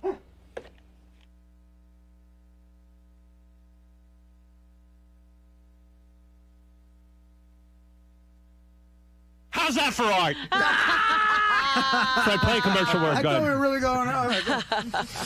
What's happening? This is Adam Levine from Maroon 5, and today we're doing the Howard Stern Show, and we're actually really excited because we're huge fans. And since I was about 12, about 11 or maybe even younger, I've been listening to his show. He's been fucking my mind up. So you're familiar? Since. Yeah, extremely familiar, actually. It's just so funny because I've never really, like, as far as radio is concerned, there's nothing I've ever listened to kind of consistently my whole life. But Howard, man, my father turned me on to him when I was really little. He used to drive me to school, It was the one thing he could, hold over my mother's head, when they got divorced, is to have me, corrupted by Howard. So thanks, buddy. It was awesome. So he's going to ask you about girls and just sort of being part of the Hollywood scene and everything. Yeah, I'm sure he'll ask me about all the ladies and all that. And I already have my answer. I thought about it this morning. I woke up and I thought, all right, well, I don't want to call it. It's being specific about these chicks is kind of disrespectful. That's what I think. Right. So my answer to him is probably going to have to be something along the lines of like, I know from listening to the show for so many years that the dudes that come on the show and brag about all the chicks they slept with wind up looking like douchebags. You know it, Howard. It's actually true. So I'm going to try to get around it, but I'm sure he'll bust my balls a little bit. But right. That's all right. Well, good luck in there today, man. All right, man. Thanks a lot. Thanks. Hey, look who's sitting here. Adam Levine, Jesse Carmichael, Maroon 5's new album. We're here to celebrate. We're here to celebrate the release of the new album. Yeah, man. It's so good to be here. We're such big fans of the show. I just want to let you all know that. So. Thank you for saying that. It must be nice being a rock star, huh? It's pretty good. Yeah. It's a good. When do you know that you know how many guys have bands and garage bands and all that stuff? When do you know? When does it hit you that you might be good enough to actually be a professional musician? Honestly. Well, you kind of have to pretend that you know for a long time when it's totally such a far reach, Is it tremendously difficult in your personal life when your parents and everyone are saying to you, listen, it's nice that you have a hobby with your music, but you know what? You better get a fucking job. No, well, actually, all of our parents actually were super supportive always, which was really cool and interesting and not typical because usually parents think it's such bullshit. Right. And it's almost impossible to make it. So if my kid told me he wanted to be in a band, I'd be like, that's fucked up, But they're actually they've been really cool. But you had actual early success at 17 years old. Didn't you get signed by a record label? Yeah, we got signed to Reprise, which was Warner Brothers. But they took that away. Young age. Well, we failed miserably. Did you make an album? Yeah, we made an album. They spent tons of money on us. Gave us a little bit of money. Rob Cavallo produced the record, and Rob Cavallo is an amazing producer. He does all Green Day's records. But the band wasn't called Maroon 5. We were called Cars Flowers, and we sucked. Cars Flowers. Yeah. And you were bad. We were terrible. I mean, I know you're not a huge fan of the band, but we really sucked back then. At 17, though. That you had to be the coolest kid in high school getting a band, right? I mean, it must have been insane. I swear that is why we graduated from high school, because I got horrible grades. I mean, the rest of them were all better than I was, but literally, we had all of a sudden, we went to this really kind of snobby, preppy school in LA. Where'd you grow up? Oh, in LA. In LA. Huh. And I got horrible grades, and it was a prep school, so you had to go to college. Everyone went to amazing colleges. And, was it co-ed? Yeah, yeah. So I imagine getting signed at 17 to a record label, and you're good-looking dudes. Girls, yeah. Girls were always that was never your problem. Well, when we started a band when we were like 14, we started, and we didn't get into it for the girls, but then you realize that that's why you stay in a band. That's not why you join a band, because I think we actually loved music. But then, this is going to be really good for our sex lives as well. So. Do you think you're even capable of ever getting married? Because women, it's been so easy to get women. It's almost like the conversation I've had with John Stamos. You're good-looking dude. You make a lot of money. You got a great job. Is it almost impossible to get married? No, it's not impossible. My whole feeling on marriage is that you shouldn't do it, really, unless you're really ready to do it. And a lot of people get married for the wrong reasons. They whatever pressure there's from society. But yes, it is more difficult, I think, because of the position that we're in, but eventually I could definitely see myself. It's going to be a few years, obviously, because I'm definitely not ready right now. But who's the hot chick with you in the green room? Is that the current girlfriend? She's my girlfriend, yeah. Okay, how long you been with her? About a year, almost. Actually, yeah, we met about a year ago. Everybody's carrying on. She's so beautiful, and one of her best, one of the best things about her is that she's not an actress or a model. She's a regular person and an artist, and she's amazing. Yeah, your life must be insane. In fact, like one of our good-looking interns was like all dressed up today because she knew you were coming and wanted to be the one to hand you. I think she got to. If an intern's real cool about it, we'll let them hand the release because you have to sign a release when you come on. So I heard she got all dolled up here. And it's like it's got to be just great. You know what I mean? It's just got to be insane. It's funny. It's flattering. It's amazing. It's the coolest thing in the world. We've wanted this. We grew up together. Jesse and I have been best friends since we were 12. Jesse, you getting laid too? Yes, he's already gotten laid twice since he's been in the building. Have you got hit with any pussy shrapnel when he steps on the bomb? Yeah, because lead singer always gets the top choice, right? And then what do you do? How does that all work? That is the way. We all do pretty well, man. No, Jesse got a hot smoking girlfriend. We do pretty good. Nice. Yeah. But, So who's low man on a totem pole in the band? Drummer. Which instrument should you not take up? Drummer, you really think so? Drummers always get the shaft. The tuba. Our drummer just had a kid. Yeah, but you know what I mean. His wife or his girlfriend/wife is really Drummers sit in the back. Yeah, I guess that's kind of true because they don't get seen very often too. So when you're in the foreground, usually that's when You know what you guys should do? Like Led Zeppelin one day, you should fuck a chick with a shark. We've done that actually. So were you always like in chorus and glee club and stuff in school? Like, is that how you get into this whole business, or you just had bands? I could sing, but it was never like, you know, and I was into rock and roll music since I was like 10, 11 years old. So how'd you get the second shot? So no training or anything? No, actually, I took my first vocal lesson like 2 years ago because my voice went out. And this amazing dude who's just kind of does everyone, you know. How old were you when the fame actually hit, though? Like, wait a second, though. How old were you when the fame actually hit? Like, in other words, so then, like, you're 17, you get signed, then you guys sucked, and then you went away for a while. We went away for a while, then we came back. We started to get really big in, like, 04-ish time, you know, because, you know, we had a couple really, really big radio hits, too. And knowing how tough it is to get songs on the radio, that was the biggest change, because we accumulated fans, we tour, you know. That's, like, the biggest misconception with our band is that we're just, like, this manufactured, boy bandy kind of, like, bullshit band. I love to write kind of accessible, like, pop music. I love pop music, you know, because I grew up listening to tons of different shit and then got really into Stevie Wonder and a lot of soul music, and I love pop music, you know, Michael Jackson, Prince, all that stuff. But I have no idea what a hit is. You know, the people you just write it for yourself, and you hope that people are going to like it. Sure, exactly. You know, for our fans, and even sometimes for the radio. But like the shit that they pick for singles, I could never have told you that song was going to be as big as it was. Just that, you know. How old were you when you started to get laid? Were you like 12? I would guess you started. I lost my virginity when I was 15. 15. But we were man. I'm not sure actually. It's what about you, Jesse? Were you too? 15? No, later on for me. Later on. Man, awesome. Jesse was like, you were like 17 though. So then when you got real big, that's when you started to get the celebrity chicks. Is that great? I had a few celebrities myself. Where are they from originally? But here's the thing though. The thing about that whole overblown thing with me, you know, screwing everybody in Hollywood is so exaggerated, and a lot of it isn't true. So that's, some are true and some aren't. Most of it really isn't, you know, and some of it is, and that's kind of why I don't like to talk about it, because I'd rather than think that I did. You keep that quiet? But Jessica Simpson was true. That was her score. Yeah, I would love that. You got her. Here's the thing. Here's the thing about this whole celebrity nonsense, which I've never really enjoyed being a part of. But, you know, I listened to your show for such a long time, and it's almost as if, like, what I've learned from your show is a lot of dudes that come on here and talk about the chicks that they slept with, and there's people that talk about it in general. It's just they come off looking like douchebags no matter what. So it's just kind of keeping my mouth shut is probably a better idea. But where are you from originally? From Los Angeles, born and raised. Oh, okay. So you were out there in California anyway. I'm going to read your list. I'm going to read your list right now. The girls you had. Let's read it. You could. Let me tell you something. You Who could are say they attributing to you could say you don't talk about it, but I'm going to tell you something. There's a list I would be very, very proud of. When I say this, I say I've slept with everybody in the entire world. All right, here we go. Lindsay Lohan. Whoa. I would love that. So it's too young for me. You never had it? So would I. Is it a fake? Is it fake? Just give me fake or real. Lindsay Lohan. Most of it's fake. I can't. Most of it. It's just. I bet it's Dina Lohan. Yeah, it's the mother. It's the mother. I met Dina Lohan. I think I could have gotten there. Jessica Simpson. That to me would be a major score. And I don't care, smart, stupid. To me, very attractive. She's an attractive girl. She's beautiful. Beautiful. She's Paris too smart Hilton for me. you had. I will gladly say that's actually not true. Not true at all. No. You know, I've had like 50 guys in here who all said they had sex with Paris Hilton. It's not cute. I don't even know who this is. Maria Shapovalov. Oh, the tennis player, Sharapova. The tennis I shook her hand, and all of a sudden we were dating. So that was really not true. Yeah, she's really tall. I mean, yeah, she's massive. Have you ever seen her in person? She's like 6'3". I don't know her. Yeah.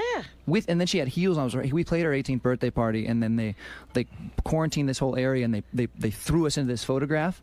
And we were like, holy shit. And the next thing I knew, the next day we were dating, and there was all these pictures. Well, you guys do hot that? chick birthday party's the 18th. If a dad calls you up and says, hey, $1 million, come play my kid's bar mitzvah or something, would you do it? Hell yeah. You would? Why not? Go out and make some money, man. right? It's so rare to make money doing what we do, period. We've known that from failing so miserably. Right. So hell yeah, and no one knows about it anyway. It's bar mitzvah, you're done. That's right. And the fact of the matter is that, as you say, it's good money, but B, why not?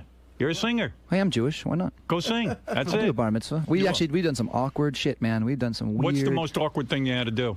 We did this thing like in Utah. It was a wedding rehearsal dinner, so it wasn't even a wedding. There was like 50 people there. Who'd they have for the actual wedding? Led Zeppelin? I think Hootie and the Blowfish was playing the actual wedding. They do that shit all the time. Right. And we played. They took us out to this like remote mountain range in the middle of nowhere. And it was like a cowboy theme with a bunch of older people, and we were like, oh shit, this is just going to be weird. But the craziest part about it was that there was this massive setup. Like it was set up for Zeppelin. Honestly, it was like a huge PA and crazy. But there was like 15 people there barbecuing and like getting wasted. So we were like, this is really awkward. And then some girl that I knew that from a long time ago that I think I'd hooked up with, like, was drunk, and she was with her fiance, and she got on stage and she was dancing, and we were just like, get me the fuck out of here, man. Wow. But what do you get paid for a gig like that? Can you get $250,000? More than that. More.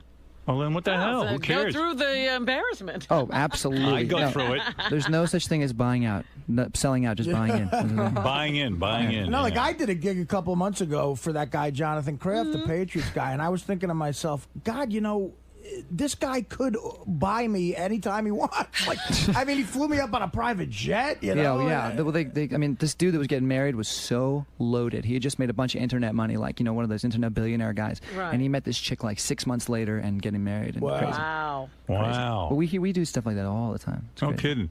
So when you start to make money, does the band have to split it up equally, or don't you two guys make more of the lion's share because you write all the songs? Yeah, well, the way we do it is we do it very deliberately. Like, from the beginning, it's the kind of thing where with bands there's such a weird chemistry, and you don't want there to be resentment, and some people do more than others. And, you know, Jesse and I do a lot of it, especially a lot of the songwriting. So we do it very like, you know, I wrote 75% of the song, you wrote 25%. If the bass player wrote 5%, whatever the case may be, you know. You'll actually like, break it down. We break it down just because then it avoids any kind of ambiguity, or like there's no gray area, so, you know. That's kind of cool. Let's see. Here's the rest of your list. Kirsten Dunst. True? Nice girl. Dated her? Friend. Friend, okay. That means you had her. Model Kelly McGee. I don't know who that Kelly is. McKee. I dated her for 2 years. So that was actually a model, man. That's I hope she's you beautiful. got her. She's in the video. You ever seen our videos? When she was in our video for This Love. Super hot. She's beautiful. Natasha Bedingfield. I don't know who that is. And you, Natalie Portman. That one's been interesting. I barely know Natalie, but she's just a friend too. I'm telling you, they love. And Anybody you're with. And Paula Poundstone. Anybody I've shook, anybody I've ever met that's an attractive woman, I have slept with. I can't start any rumors. I tried to at this event this weekend. I tried to stand next to every chick. I'm starting the Artie Paula Poundstone. She's foxy. I'll take it. And then the really scandalous thing is you might have had Jessica Simpson while she was still married to Nick Lachey. That's good. Yeah, but that's not true though. Yeah, you really have a book in you. You know what I mean? That's 1 year true. later, that's later on you'll get that. Yeah, that was definitely not true. So. Maroon 5 has sold over 10 million copies worldwide. Wow, That is a pretty mind awesome. fuck. I know. That's really great. That doesn't happen anymore too. I mean, this whole ride has been so incredible, man. Like, what's your take though on the music business now? Because how do you sell albums anymore? No one's paying for albums. It's weird. I feel bad for musicians. don't feel bad for musicians, because the good part about it is, and the record label's going to love this, but the record business is fucked. Right. The artist is not, because the cool thing is now that the internet, I mean, we have so much to attribute our, the internet's been a huge part of our success. Well, first of all, the only money you really make from being in a band is touring and radio. Right. So record sale, we sold 10 million records. The smallest amount of money that we made from this whole crazy thing is from sales of records. So now it's kind of shifting to the internet, and without the internet we wouldn't have become big, because word of mouth and all that stuff is how we spread the And word. satellite radio too. Satellite, which I'm obsessed with. I have Sirius in my house and in my car, and I'm obsessed with it. It's amazing. You also dated Penthouse Pet of the Year. I did? Heather Van Deven. Did I? Did you? I did not. You did not? No. Oh, you did. See, No, no. You just made the face. I didn't. What I didn't. No, Are you exclusive with this current girlfriend? Is that the problem? Yeah, well, I am exclusive with my current girlfriend. Yeah. I got to take a look at her. You mind if I take a look? She's beautiful. Bring She's her, try her in for a second. No way she coming in here, though. Oh, she'll come in and say hello. I won't bust Come her on, balls. Becky. Come in for 1 second. He's What's nice. she do? What does Becky do for a living? She's actually She's hot. she's an artist, believe it. She paints, and she's incredibly talented. There Let me she see is. Becky. Oh, Becky. Oh, yeah. She's a regular chick. Oh, you're hot. Look, she could. The best part, Becky. I you like could, Becky she could, myself. She could be. When I first saw Becky, I was like, shit, how is she not a movie star? Where did you meet Becky? Wow, you ready, baby? Yeah. I met Becky in Vegas. Holy shit! What were you doing there? She was a hostess at 9 Steakhouse by the Palms. At a steakhouse, a host. That's what She's you a got to hostess. get, Artie. Becky. And I was so blown away by how I've been beautiful. to 9 Steakhouse. I had a steak. I didn't see Becky. You were busy with the steak. Becky, did you know who he was right away? Or No, I didn't. I sat him and I said, enjoy your dinner. That was it. And then she went, but then she went into the back, and they were all. But you probably thought he was good Hostesses are the hottest chicks. We're supposed to be. I know, at restaurants and stuff like that. So now you're not hostessing anymore. What's the arrangement, though? Do you guys have a financial arrangement? No, not yet. Because if Becky's on tour with you and stuff and hanging out, which is what you want, you don't want to be separated because that would be a disaster. She's getting used to this whole thing. She's new. She's new. Oh, sorry. I'm an sorry, independent girl, you know. Are you? But how much can you make when you're a hostess? What are you pulling down? She pulls down a lot of money right now. Shit, she's working in L.A. What are you doing now? The Roosevelt. Cocktailing. Are you working at the Roosevelt? Yeah. Wait a second. Were you You're there this weekend? Hold it a second. She You're makes a lot of dating money. him and you're still a cocktail waitress? We're moving slow, God damn it. Wait a second. I got to understand How many something. years has it been? Hey, I take care of my woman. I do it by her shit. I treat her well. Did you move in with him yet? No. No. When's that going to happen? You got to do what my girlfriend did.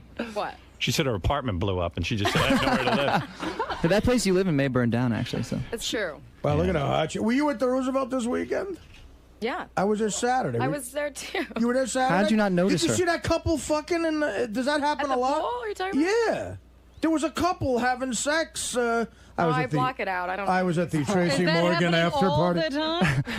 So do you think, she's so hot. are you in love with Adam now? I am. You are in love. I am so madly in love with this woman. You are. See, that's the thing, Howard. You go to those places like the Roosevelt. I'm in love with her too, and I just met her. You think you could hit? You think you could hit on a chick like this? She's dating like a rock star. That's the problem. But all right, Rock star. you put it out. You're a rock star too, dude. Yeah. What album do I have? No, you know, you got something That's going the on. whiskey talking. Oh. Wow. So what 10 do you million. think? Why haven't he asked you to move in with him yet? You got to give the I'm ultimatum. always there anyway, and I like having my own place. So no. So what's She's the young. most? What's the She's most? also she's young. She doesn't want to move in with me yet. How old are you?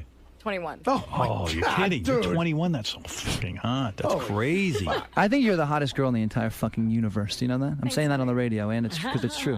And I don't think you're lying. No, I really. I don't think you are. I really do believe I don't it. see any flaws. You guys. Do you parade her around like at a pool in a bathing Every suit? chance I get. You do. Yeah. You like that. She's beautiful. All right, let me ask you a question. She gets in a car accident Oh my God. and Becky's disfigured.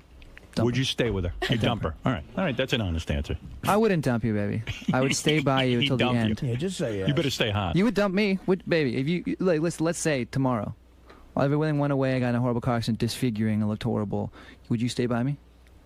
No, you would not. I'd dump you. You'd get over Yeah, me. that's exactly. Maybe you would try. You would try. What is he to you? He's just some guy. Let me Let's ask be you honest. something. Let's say Becky goes through a tough period in her life. I don't know what it is. She gains 20 pounds. Oh, I would love that. I don't give a shit. I You think would she's love that. gorgeous. I think. You're lying. I think. 20 There's pounds? no way. She'd be all Look at right that with body. 20 pounds? Are you No. kidding? She's so little. fine with Her 20 body's pounds. perfect. 50 pounds? Look at how thin she should be. 20 pounds, she'd be all right. I mean, you know. No. Little curvy. No. You know what the best part about her though, and I like I a hate to sound meaty cliche. ass. Right. She is Real She's breasts. quick and she's smart and she's not a fucking idiot and she's amazing. Are you That's another witty? thing. Are you witty too? I try to be. Yeah. Are you trying to be an actress or something? Is that why you're in LA as a cocktail No. waitress? She's in LA because she couldn't stand being all the way out in Vegas. You know what? I hated Vegas. She looks like a young Michelle Pfeiffer. That's what she looks like. I Yeah, agree. you look like Michelle Pfeiffer. I mean, don't agents come up to you every 5 seconds out All right, there? let me give you another Every once in a scenario. while. Becky turns 40. What do you do? Oh She's my gonna when she God. turns 40, she's gonna be smoking. By the way, I think she looks like a little bit like Bo Derek, a little bit, kinda. She looks like young Michelle Pfeiffer. By the time she's 40, we'll all be And dead is your sex anyway. life good? Is your You'll sex know. is your sex life good? Or is it the best sex you've ever had? God. You know what? It is the best sex I've ever had, actually. Good Oh, answer. how is she good at sex? What does she do? It doesn't happen. Show She up? gets what doesn't happen enough because I'm always Becky, you running wouldn't need around. to move for me. I could just finish up. I'd be done. That's good. Did it take a long time to get her into bed, or did you guys hit it off right away? You want to talk about this? Well, you know, What was the time? We didn't period? expect this to be anything. I mean, No, I was like, this is. we were like, let's awesome. just listen. I got to Vegas. We were there working. Actually, we were writing music. We had the Palms as a studio, so we were there. And I was kind of on vacation to screw around with my boys and just whatever, have fun, you know, and gamble and shit. And I saw her, and I was like, oh my Jackpot. god, she's beautiful. And then we slept together. We had sex the first night we met. Nice. But the thing is, Nice. we didn't expect. The reason why it became a relationship, and the reason why it was such an organic, kind of cool process, is because we didn't expect anything out of it. We were like, whatever. We one night stand, went to Vegas. We both got laid. Amazing. And then we just started talking.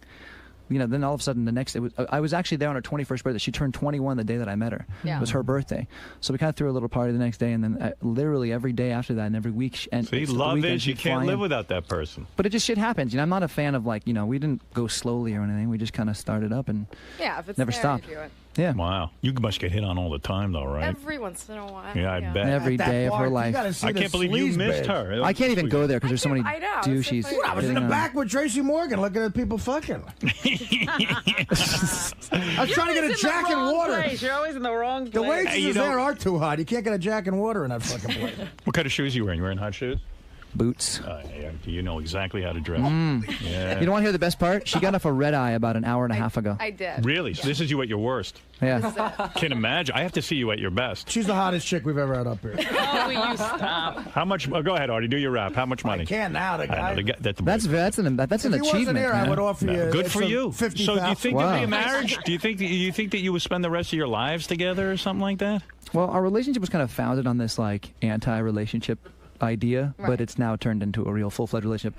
You're a couple. I don't think either one of us is thinking about getting married right now, but I'm certainly madly in love with this woman. Well, Oh, honey. Becky's too young to get married. I wouldn't. I'm not 21. doing it for her. She's Right. too young. Listen to this guy's life. Prep Well, how school, old this are broad. you? How old are you? I'm 28. Oh, okay. No, that's okay. I got 7 years on. That's not creepy. That's a good ratio, You though. haven't gotten to the creepy No. range. And also, that's. You ever see these guys date girls 19 years younger than them? That's creepy. If there's any Yeah, justice, no shit. if there's any justice in the next life, he'll come back as like a slug or me. You have it too It's good. true. You Yeah, have no. it too good. Oh, yeah, listen. Not a day goes by where I don't pinch myself. Becky, you want to sit back here? Yes, I do. Sit back Let's here. sit with Artie. Yeah, make him like Wanna our sit on the band. couch you can right over there. The chair's not here today. It's here when Levy's here. It's not Becky, here sit down right there. No. All right. This is funny. She said. Artie's.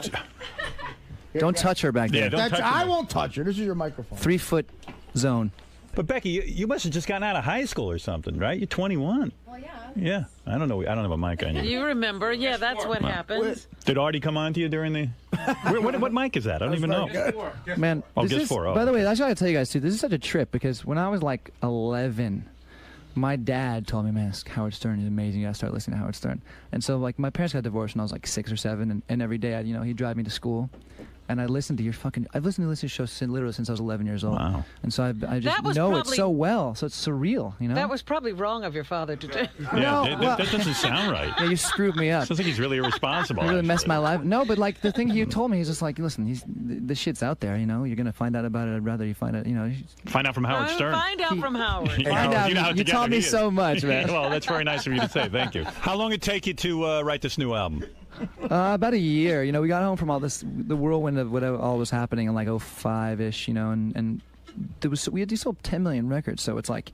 Do you buy shit, a we house really with wanna all that sell- money? What do you I do bought now? a house. I bought a beautiful house. I didn't leave home for like a month. I just Right. shut Nice. myself out, and it was just the most incredible kind of retreat away from everything. And then we started working, but we started working out right when we got home. But it's And, been a little while since your first album. Well, our first album came out in 2002. Yeah. Which like I was 21, and it was all riding on that one record. So. Are you nervous when the album comes out and you go, oh, I hope I can repeat the success. I hope I can do it again. Well, the interesting thing for us now is that it's almost impossible because the business has taken such a shit over the past few years. Right. Like, there's nothing. It's the sales are impossible just to down. Yeah. recreate it? Even if now, even when we got really big, now selling almost as many records is basically the equivalent of selling what we sold originally. So like, you can't judge it by numbers and all that shit. I get obsessed with the numbers and think about it because Right. now we're in this game and all the stuff I never used to think about. Right. But shit, we sold 500,000 records last 2 weeks ago. That's nice. Like the record's doing great and people love it. So like, That's there's good. nothing else to be worried about. Yeah. Do you think on the way out we can touch Becky? Now Becky, you're are you hitting afraid? into maybe the Becky- creepy with Becky, as area. hot as you are, I'm sure no guy's ever dumped you. I'm sure you do the dumping. Oh, yeah. Yeah. Are you ever afraid that you'll lose Adam because of his success and fame? Are you fearful of that? I would hate for any of it to end, but, I'm not going anywhere. I promise. I'm so into you. I love you. I know she hates when I say that. What do you love about her most? Are you a leg man? Are you a breast man? Are you a vagina man? I'm a vagina I man. mean, well, here's the thing about her. She's short. She's not a tall girl, but her proportions are so perfect. She's like the most perfect She is. miniature I can't argue with person. you. It's like, no, I love Someone's her. a midget, but I like it.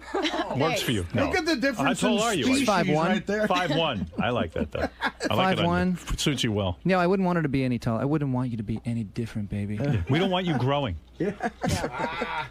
You grow an inch and it'll throw everything off. Well, I told her. I said if she was like 5'10", I'd probably be terrified of her. What's So- her worst physical feature? I don't see any, but what? None. I don't she see has any no- flaws. this is like the one I'm telling you. I can say this with certainty. You are absolutely perfect. She Thanks, is. honey. That is There's nothing love to talk. criticize. You have the Real the or fake face. breasts?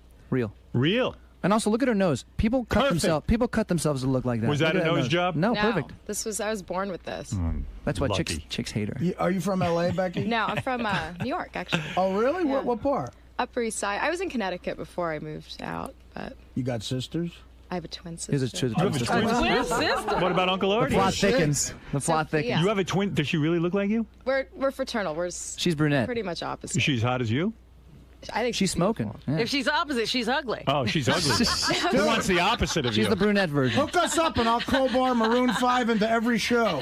Do you think you could ever finagle both of them in bed together? Oh. No. That's absolutely not. That's some Jimmy That won't Page happen? shit. I don't think so, no. You and your sister ever experiment on each other when you were young? No. Here we go. Did some Classic weird- Howard Stern, baby. I told This you. is good. This is great. And no lesbianism for you, huh? Never tried it? Have you two ever gone Wait after a the second. same guy? Oh, That's a there's try. been- You had a try. didn't Oh, you? no. You kissed another girl, didn't you? Nothing fancy. Nothing. All right. You've messed around. You got to make that happen. This is great. We should stay here for like no 3 hours. college for you? No college? She don't need college. She did 2 years No, of yeah, I college. started. I haven't finished yet. You don't need to finish. There's no need for you to go to college, believe me. Oh, my Not the way you look. You've got your degree. You got a degree in Oh, beauty. yeah. Thanks. You're going to get your MRS degree with Mr. Moneybags over here. That's called Mrs. Degree. You get the MRS, right?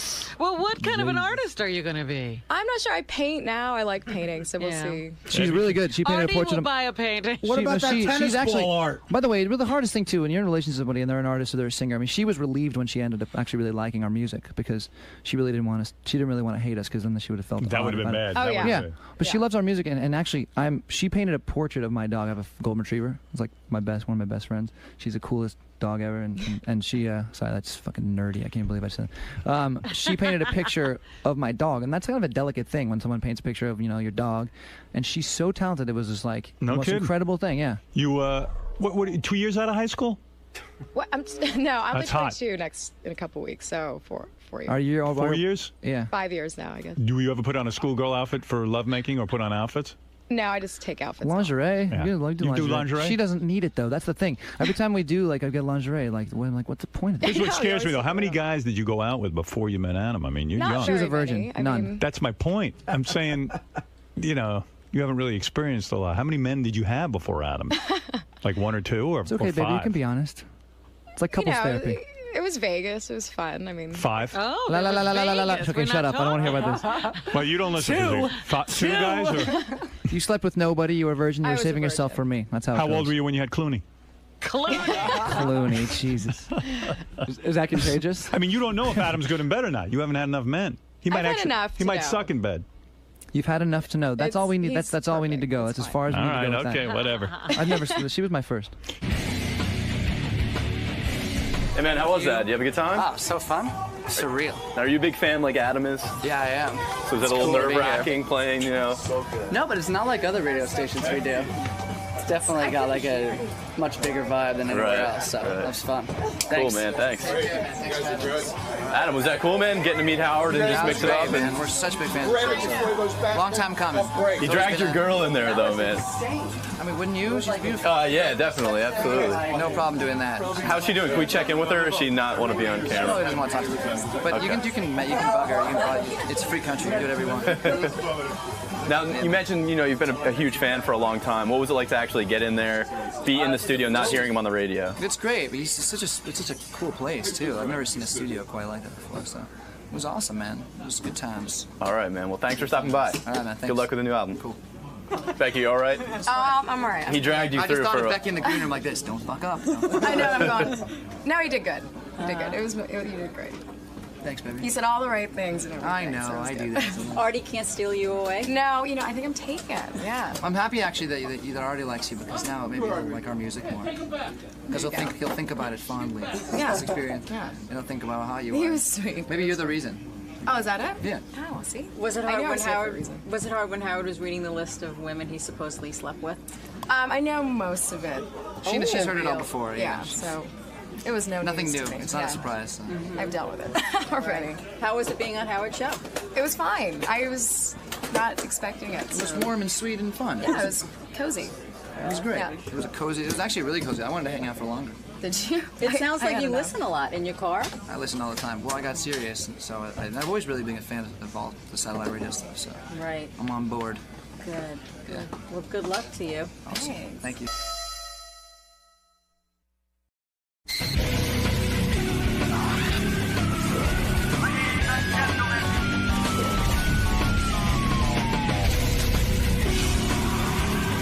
Hello, my name is Henry Rollins. It's April 20th, 2006. I'm about to go engage with Howard Stern. I have no idea how it's going to turn out because Howard can be nice, Howard can let you have it, and whatever happens in that room is up to Howard, not up to the guest. So hopefully he'll be merciful. I'm here to shamelessly promote my new show, The Henry Rollins Show, on the Independent Film Channel every Saturday night at 10 p.m. East Coast time. Musical guests, fascinating celebrity guests, and that's why I'm here. Also to see if I can survive Howard. So I hope it goes okay. Because if it doesn't, it's no big deal. I'm just screwed. Hey, Henry Rollins is here. He's always a good guest, and Henry has a new TV show, which I guess nobody gave me a plug for. Usually the guys. I've seen his show. Yeah. It's really entertaining. It's intense. Like it's not really stand-up. It's like a lecture, but a real entertaining lecture. It's like a. Hello. He's a good wordsmith. I suppose I should ask Henry this, but hey, Gary, I need a plug for Henry so I can do the show. It's coming. What? What'd you say? It's on its way in. Oh, all right. Well, I mean, how do I know that? You know, do you interview guests on your talk show? Or Yeah. Oh, so it's not just you rapping. Oh, no, sir. No, I have a guest. I have a music guest. It's cool. Oh, wow. What channel is that on? Independent Film Channel. You watch that, Artie? How do you see, Henry, I saw you doing almost like it was like you in a theater doing a stand-up. Yes, that was another thing they shot a few weeks ago at the town hall. This is Me Uncut or whatever they called it. Yeah.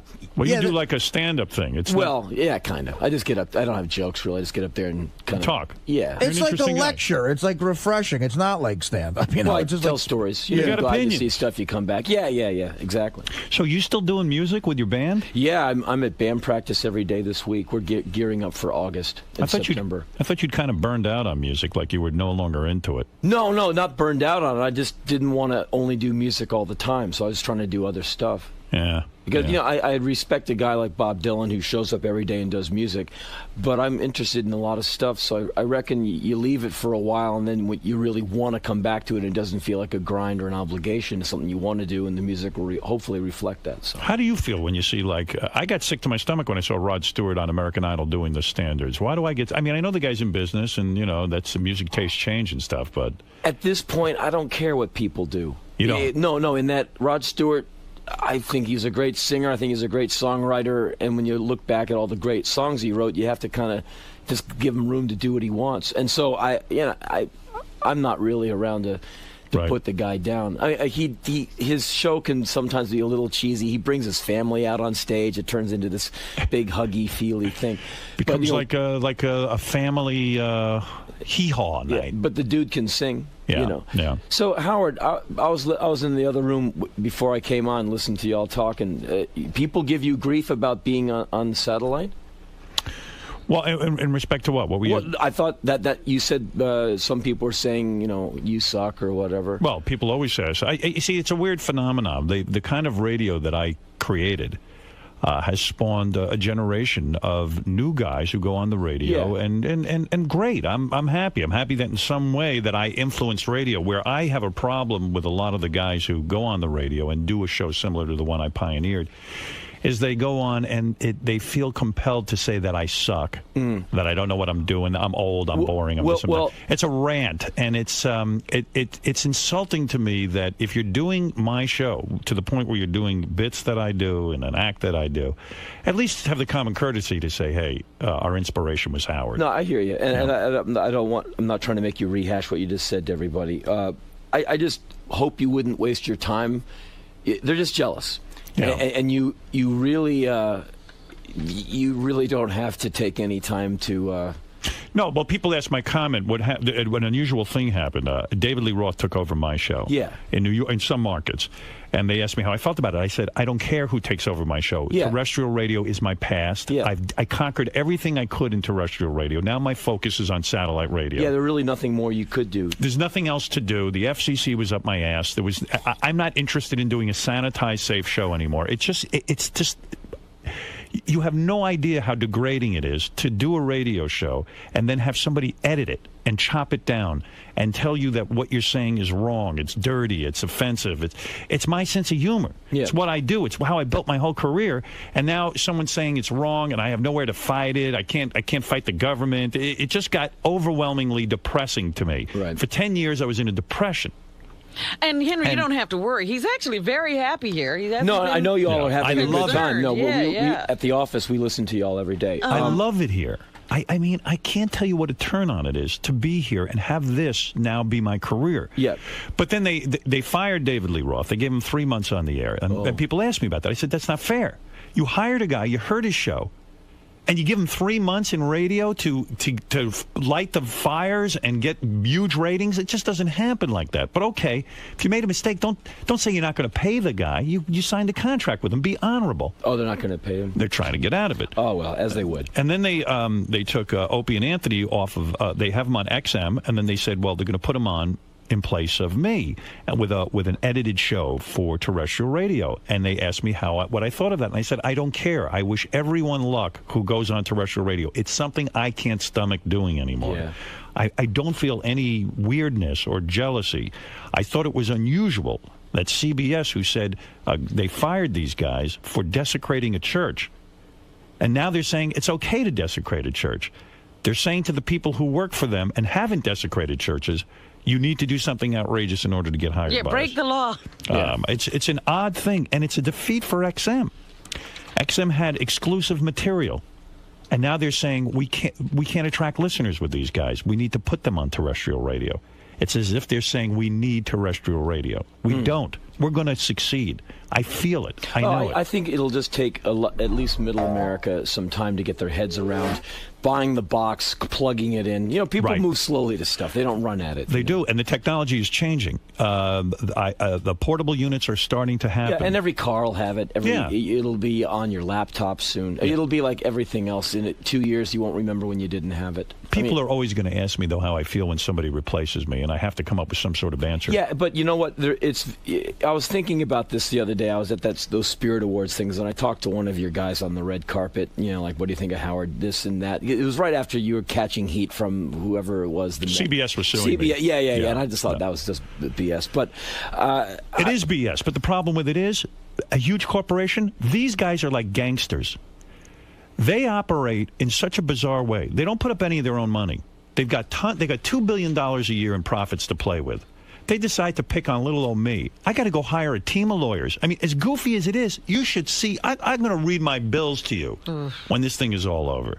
It'll blow your mind, and it's like bullshit.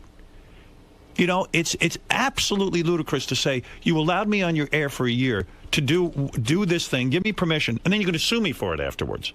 Yeah, they're just angry. You know, and I'm sorry you're having to, lose all the sleep with the lawyers and all. It's just a waste of time. But it occurred to me, like, we all listened at the office. We listened to your last show on terrestrial radio, and that's when it hit me. Just the big hole you're leaving in the thing, and how all these people, because we have Adam Carolla in Los Angeles. He's the Howard replacement there. Good guy. And I've known Adam for 100 years. Me too. I like Adam. Yeah, he's a really good guy, and it's not the same. But he's doing his own thing, and I sometimes hear him on the way to work, and he's risen to it. Like, he's better now than he was 8 weeks ago. You need time to develop. Yeah, he's just finding his way in it. But it's only since you left that you see the mark you made and how big the shoes you have to fill. Like, when I heard David Lee had your version of the show out here on the East Coast, I was happy for Dave because I know he's got the gift of gab. But I also went, man, I don't know what listeners are going to feel like when they turn it on and hear Dave instead of you. I don't know, because you've just become this part of American culture. It's pretty interesting, the mark you've left. So I feel really positive about my time on terrestrial radio, but I didn't realize how depressed it made me the last 10 years that I couldn't even fight the government. Yeah. That my company wouldn't stand behind me. You're better off here. I'm telling you, I'm happy. And anyone who gets the impression I'm not, this is the best broadcast experience I've ever had. Yeah, I have a show on the Independent Film Channel, just like once a week, but they've never censored me. It's my second season with it, and I write this copy, I read it down the barrel of the lens, I say what I want, and we send it in to IFC, going like, okay, watch them call them, go, we love that, but you can't. They've never done that. Wow, no, that's good. And so now you fun. keep writing, looking for that reaction. Or No. I just try and be my normal sweet self, but I am always ready for them to go. That's a little loaded in this climate, and they're like, Henry, man, if anything, you didn't go far enough. I'm like, well, okay. Yeah. And so I had that a lot of my career. Like I remember during the LA riots. I forget what I was doing, but the station called me and told me to shut up about the LA riots, and I said, no way, I'm not doing it. Yeah, and Bob Moore told us that story just before we left. I forget now what it was. Yeah, I don't know. So it's just like I've had that a lot. I'm not talking about sex stuff. I'm talking about just talking about things, and it just sucks when your show is edgy and you've gotten famous for saying what's on your mind, and then they start chopping up the show. It's just the worst thing in the world. Yeah. Forget about money. Forget about everything. I was making plenty of money over on terrestrial radio, and could have continued to. Yeah, I didn't care. It sucked. It just was monstrous. Yeah, life's too short to have a job you hate. I hated it. And also the listeners, if you're not having fun, they're not grooving either, so you might as well. No, I was done.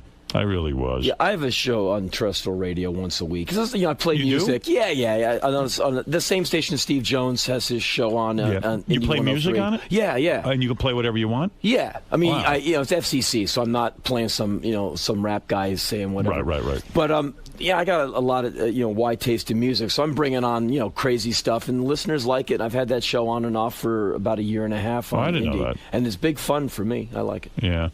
Did you see that Kiss, the band, was putting out perfume now? Those guys... Well, no, Gene and Paul, they're the man. They're always they need everybody's money. Doesn't it seem a little wild to you that they just inked a deal to put out? Businessmen. But wait a second. There'll never be enough money for those guys. Isn't at some point they're though? like corporations at this point. Don't you look No, bad? but they'll be the first to tell you. I mean, Gene Simmons will be the first to tell you that he's rich. He'll keep reminding you that he's got a lot of money. But isn't, from a business standpoint, maybe I'm crazy, isn't your image sometimes in rock and roll that you don't put your name on everything? Isn't that attractive? No, I think I guess not. I think with those guys, all bets are off. They just do what they want. Now it's almost like they're buying into the joke of it. Right. Like, okay, fine, we're just going to sell everything. Last time I saw them, I thought they were great. So. Yeah, they did a good show? Yeah, great show, man. It was fun. Yeah, I had a great time. I sang along with every song. I sang songs I didn't even know I knew. And I found out I knew them anyway. Go ahead, Richard. I just saw online Gene Simmons is putting out an exercise video, too. Oh, stop. Now, really, that's going too You've far. hung out with Gene Simmons, I'm sure. Yeah, I like Gene. He's hilarious. He's funny. He's a brilliant guy, Well, quite frankly, I finally wound up watching that rock show he did where he was teaching the kids to be. That was a good show. It was fascinating. Yeah, he's up for stuff. Yeah, I like that. That was a good show. I've hung out with him a few times. Yeah, he's a funny man. Here's something weird. One of the guys pre-interviewed you, I don't know who, and said that you were on a plane and you decided, while you were on the plane, you decided to read the book called Jihad. The Rise of Militant Islam in Central Asia. You want me to talk about it? Yeah. Yeah, the other day I did the Big Day Out festival that goes across Australia. It's me, the White Stripes, Iggy, and the Stooges, Mars Volta. All these bands played. Slater Kinney played. In any case... Iggy scares me, man. He's the man. He's my hero. I mean, that dude looks rough. Well, he is rough. He's the king of rock and roll. But the first show was in Auckland, New Zealand. Then we went to Brisbane, Australia, and played Gold Coast. So I'm on the airplane. I'm reading a book. But did you do that on purpose? Read the book called Jihad? No, I wanted to learn about the history of Central Asia, Kyrgyzstan, Kazakhstan, Uzbekistan, Turkmenistan, and It's Tajikistan. confusing, isn't it? Well, it's a part of the world we should know about because we're vying for that Caspian oil and gas. It's a part of the world where it's going to all going down. So anyway, I'm trying to educate myself, and I like the guy's other book, Taliban.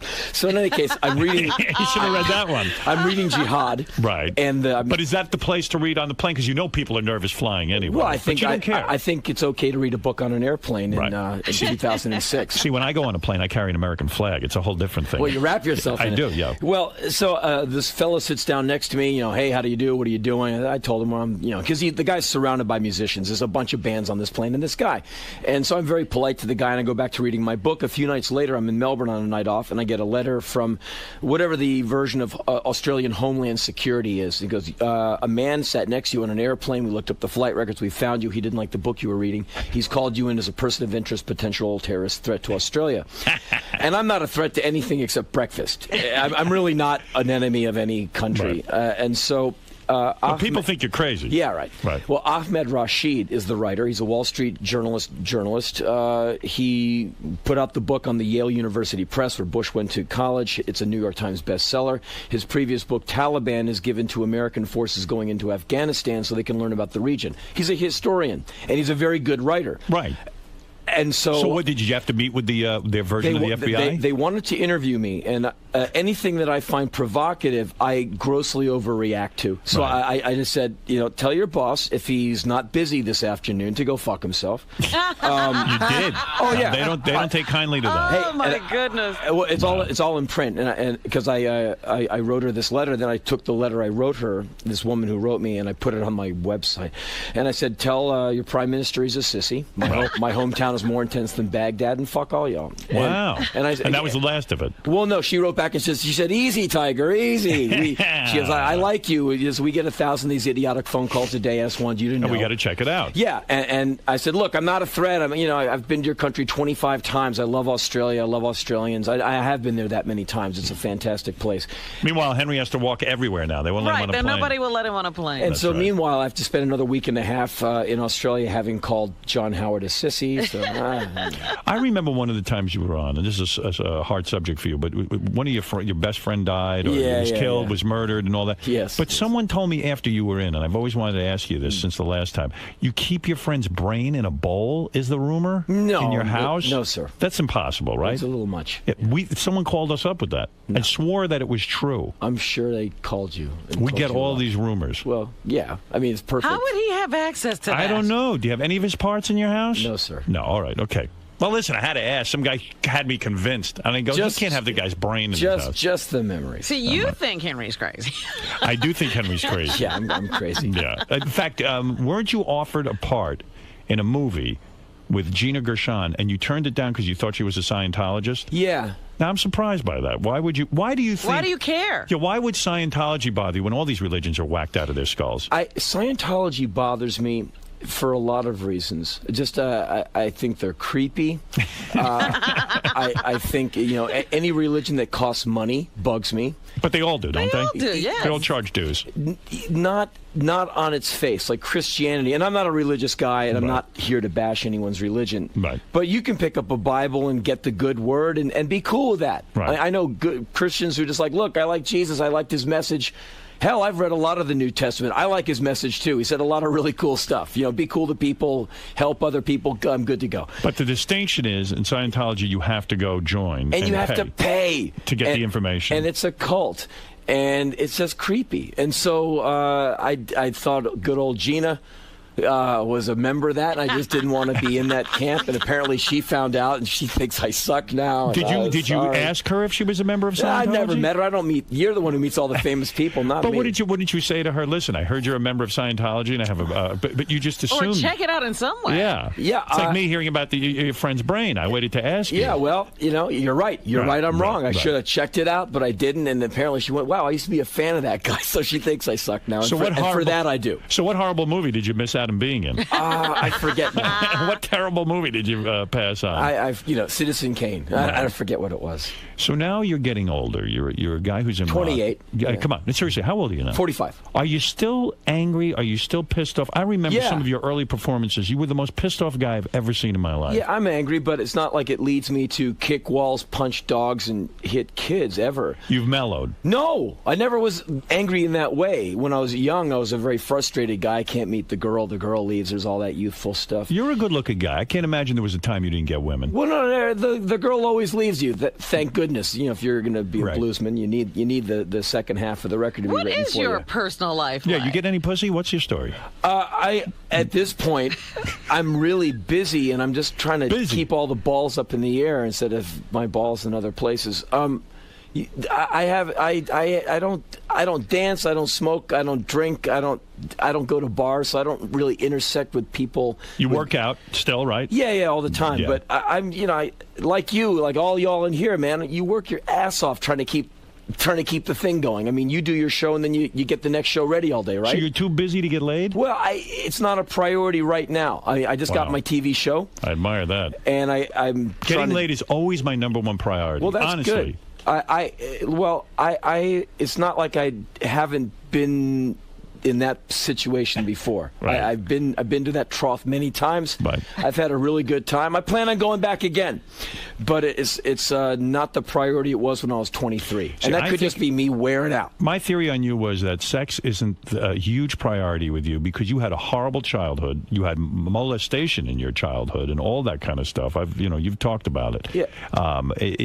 And probably sex in some level has to disgust you because you were used. By No. people. I like women. I like. No, I know you like women. But. Yeah. No, I'm completely normal in that way. Right. But when you're I don't molested, think he was trying to imply that. He was I implying know. that intimacy and that sort I'm of saying thing. probably. Oh no. Well, and just on that, I'm sure you would feel the same way because I know you've talked about this. I'm just uptight. Would you ever get married? No. Never. No. Couldn't live with someone? No, I don't want. No, I don't want to. I don't want someone going like, "Here's what we're doing today." That's death sentence to you. To me, yeah. And I'm not into some kind of I hate women thing. Right. I like my passport and my freedom of will. You're very independent. Yeah, and I really like thinking up an idea and going, okay, the next 6 months of my life, I'm going to work on this record. I'm going to go on that tour. And nobody says to you, "You're ignoring me." Yeah, and I've had girlfriends before.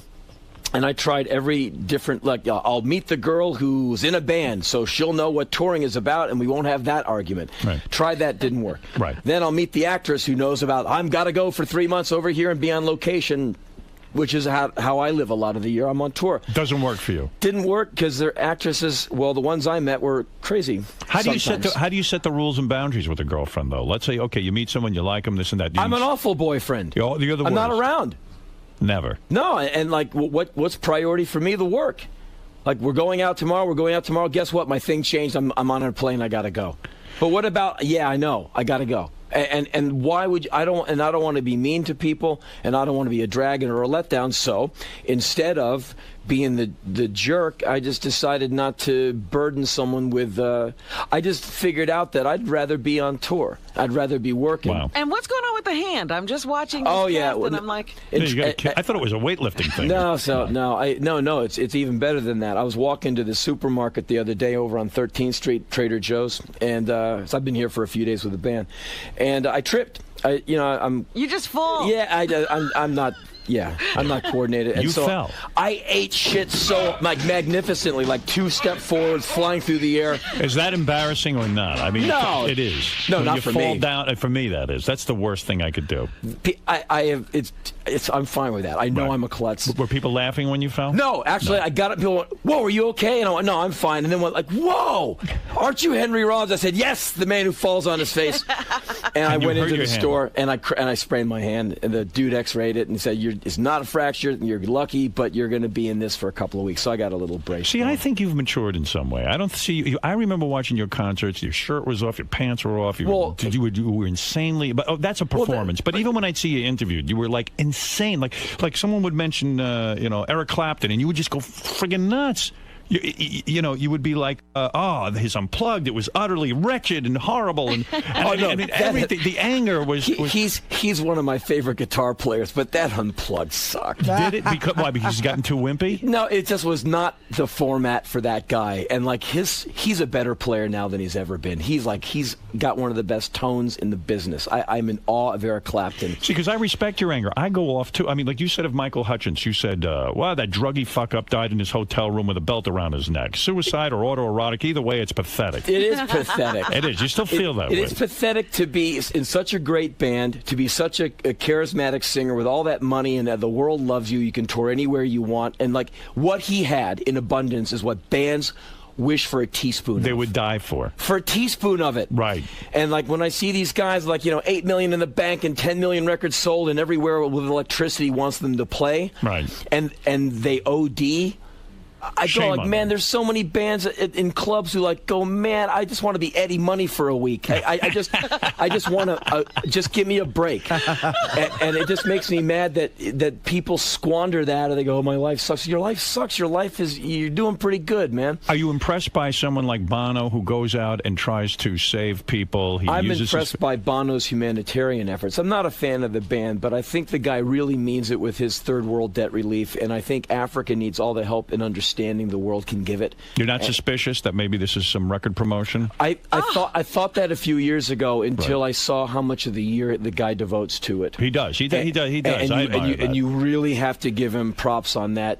And I just wish, and this sounds really lame, but I'll make a fool of myself. The other day when I saw him in Rolling Stone in the White House, in the Oval Office, standing with Bush, who I'm not a fan of. Right. He's got his shirt tails out. He's slumped over. He looks like he just woke up. I'm like, you're in the White House. You're in the Oval Office where Kennedy stood down the Cuban Missile Crisis. Can you just please stand up straight in my Oval Office? I would give a digit to stand in the Oval Office where all of that stuff went down. I wouldn't be like slumped over going like, look at Bush. He made Bush look good. So you mean it's Bush for is, image? I was like, could you have a little respect for at least the office of the president, what it's supposed to be? I thought you were talking about Bush had the shirt out. No, him too.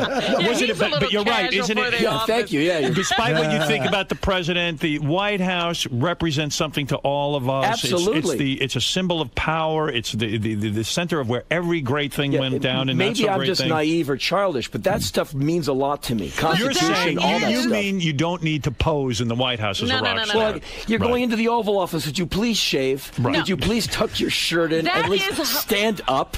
That is the center of his power. He's got all those suited guys talking to him. He's the disheveled nutcase who shouldn't even be there. I know, and that's cool, but it's my White House, and I just... he wouldn't be there if he dressed up for it. Well, okay. Yeah, you're right. You're absolutely right. But he wouldn't be there.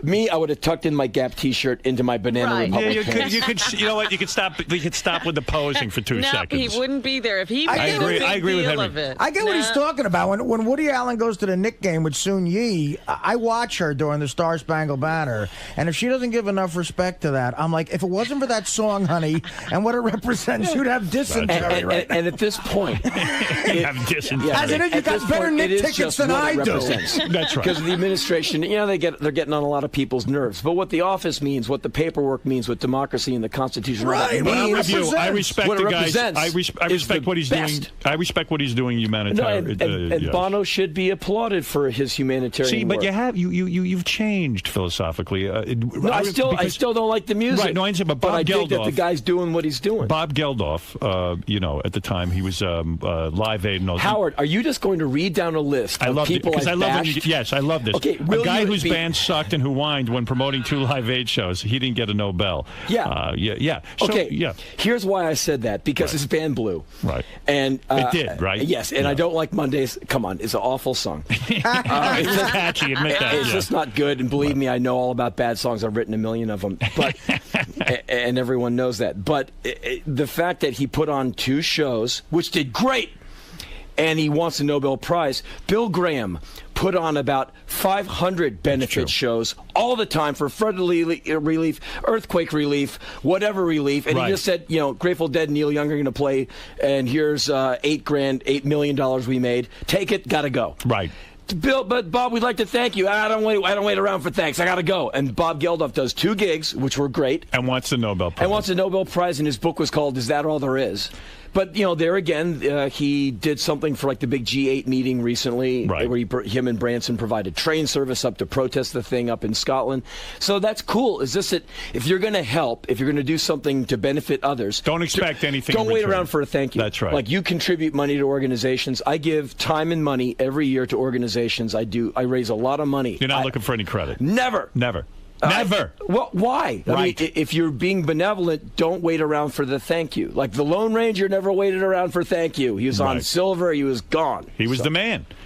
I'm going to mention people's names. I want to know what you think. Okay, but after this, just so I don't get in hot water with IFC, can we talk about my show for 60 seconds? Yes, the Henry Rollins Show Saturday nights at 10 o'clock on the Independent Film Channel. Very important. I don't want to die. Yeah, it's a good show. It's a good show. You've seen it. I have. Yeah, no, I'm going to watch it. Upcoming guests, Who is P.T. Anderson. I just had Oliver Stone, Chuck D, Ozzy Osbourne, Werner Herzog. Let's see, bands on the show. Frank Black, Slayer's coming. The New York Dolls just played. And what do you sit on a couch and you interview them? Yeah, very quickly, yeah. It's cool interviews because the show's like yours. It's uncensored. So these people get to say what they want, and we have big fun. Would you have Courtney Love on your show? No. Why? Because I would if I had a daily show. I have a weekly show for like 20 weeks, and then I don't know if I get another season. She's not interesting? She's not fascinating? She's fascinating to me. Not a good guest? No, she's a good guest, but I only got 20 shows, and then if I only get 20 guests, she wouldn't be in my top 20. If I had a daily show, What do you think of her? Do you think she's weak and that she should be more thankful for her position in life? I've known Courtney for many years. Okay. And I used to see Hole back when they were like a small club band, and I thought they ripped it. Me too. I can't say I really know her. It's just that when I see her in public, she just seems like she's out of her mind. Sad. I don't know. I mean, Are you sad for her? No, I'm not sad for anybody with millions, and and she's got talent. I think she's lost most of it. Can't you feel a little? Well, MTV, talk with me about that for one second. Poor millionaire. You were on it. I mean, I discovered you through MTV. That's where I started to see you at first. And, and now there's no room for guys like you on MTV. Does it piss you off? No, because I'm 45. No one on MTV wants to see an old man like me. I want to see you. Well, thank you. But I'm 700 years old. Yeah, exactly. That's You're right. 700. You guys got to start a new channel. I'm 458. Well, don't you have a few channels up here? Do you hang out with any celebrities? Who are you friends with? Stallone? I could see you guys. Yeah, sure. I could see you bench. Stallone. Why not? Why not bench press together? Or Yeah, something? sure. I get together and lift weights with other men. That's what I do on the weekends. You got to get a date. And we eat beef jerky and lick the sweat off each other's bulging biceps. I could see you being friendly with Jim Carrey. I don't know Jim Carrey. You don't know him? You don't know Stallone? No, he doesn't make me laugh. Carrey doesn't make you laugh? No, not. Tom Green guy. Ace Ventura, Pet Detective? But he talks out of the ass. I know he's talented. He's just never made me laugh. He's not your guy. Who makes you laugh? Who makes Henry Rollins laugh? I like that Patton Oswalt guy. Yeah, I think he's really funny. He's been on a couple of times. I like that record he just put out. I like his special on Comedy Central. I've watched it like 5 times. I just think he's great. I think, there's a lot of funny people. He's a lefty. You go to concerts a lot? No, because I do over 100 shows a year, so I'm usually the concert. Is it sad when you watch TV or see the Rolling Stones now, or do you admire No, I them? admire those guys because they don't need the money. They just like to go out and play those songs they wrote. And so I think they're just having fun. And, I think they like seeing a bunch of beautiful women hoist their T-shirts up every night. Nothing wrong They with don't that. need the money. It doesn't stop them from That's right. $40 for a fucking T-shirt. Well, they're businessmen. Want to take a couple of phone calls or what? Yeah, whatever you want. All right, you got to check out Henry Rollins. It's your show. Saturday Your nights, world. 10 o'clock on the Independent Film Channel. I got to figure out what channel that is. I can't You find can't half find of these. any channels. You don't know can't. G4. You don't know the Independent Film Yeah, Channel. my girlfriend got a show on G4. I'll never find it. I still can't find Casino Cinema. I've yet to you've see never her on even it. seen that? Yeah, she's on she's on shows. I would watch it. I could top that. I had a DVD out. I didn't have a DVD player. There you go. You still don't own a DVD I felt like player. a loser. Yeah, let's go to Jeremy. Jeremy, you're on the air with the great Henry Rollins. Go ahead. What's up, Howard? How are Hey, you? now. What's up? Hey, man, I was at a Henry Rollins show, Urban Plaza, about 5 years ago, and I was in the mosh pit. I clear out the mosh pit, and I look up, and there's Rollins looking down at me, calling me a pussy. They're calling me out. I was like, you gotta be fucking kidding. You are crazy. Left, I swear to God. Now listen, I look off to my left, I look at my boy. I said, are you kidding me? Is he looking at me? I look back up. He points at me. He goes, yeah, you. I was like, oh, okay. I was like, come on, dude. So one of my friends throws a quarter at him and hits him square in the head. He gets all worked up and pissed off. Starts jumping around like a maniac. He stops the show, okay? He's like, anybody who threw that quarter, you can come up here right now.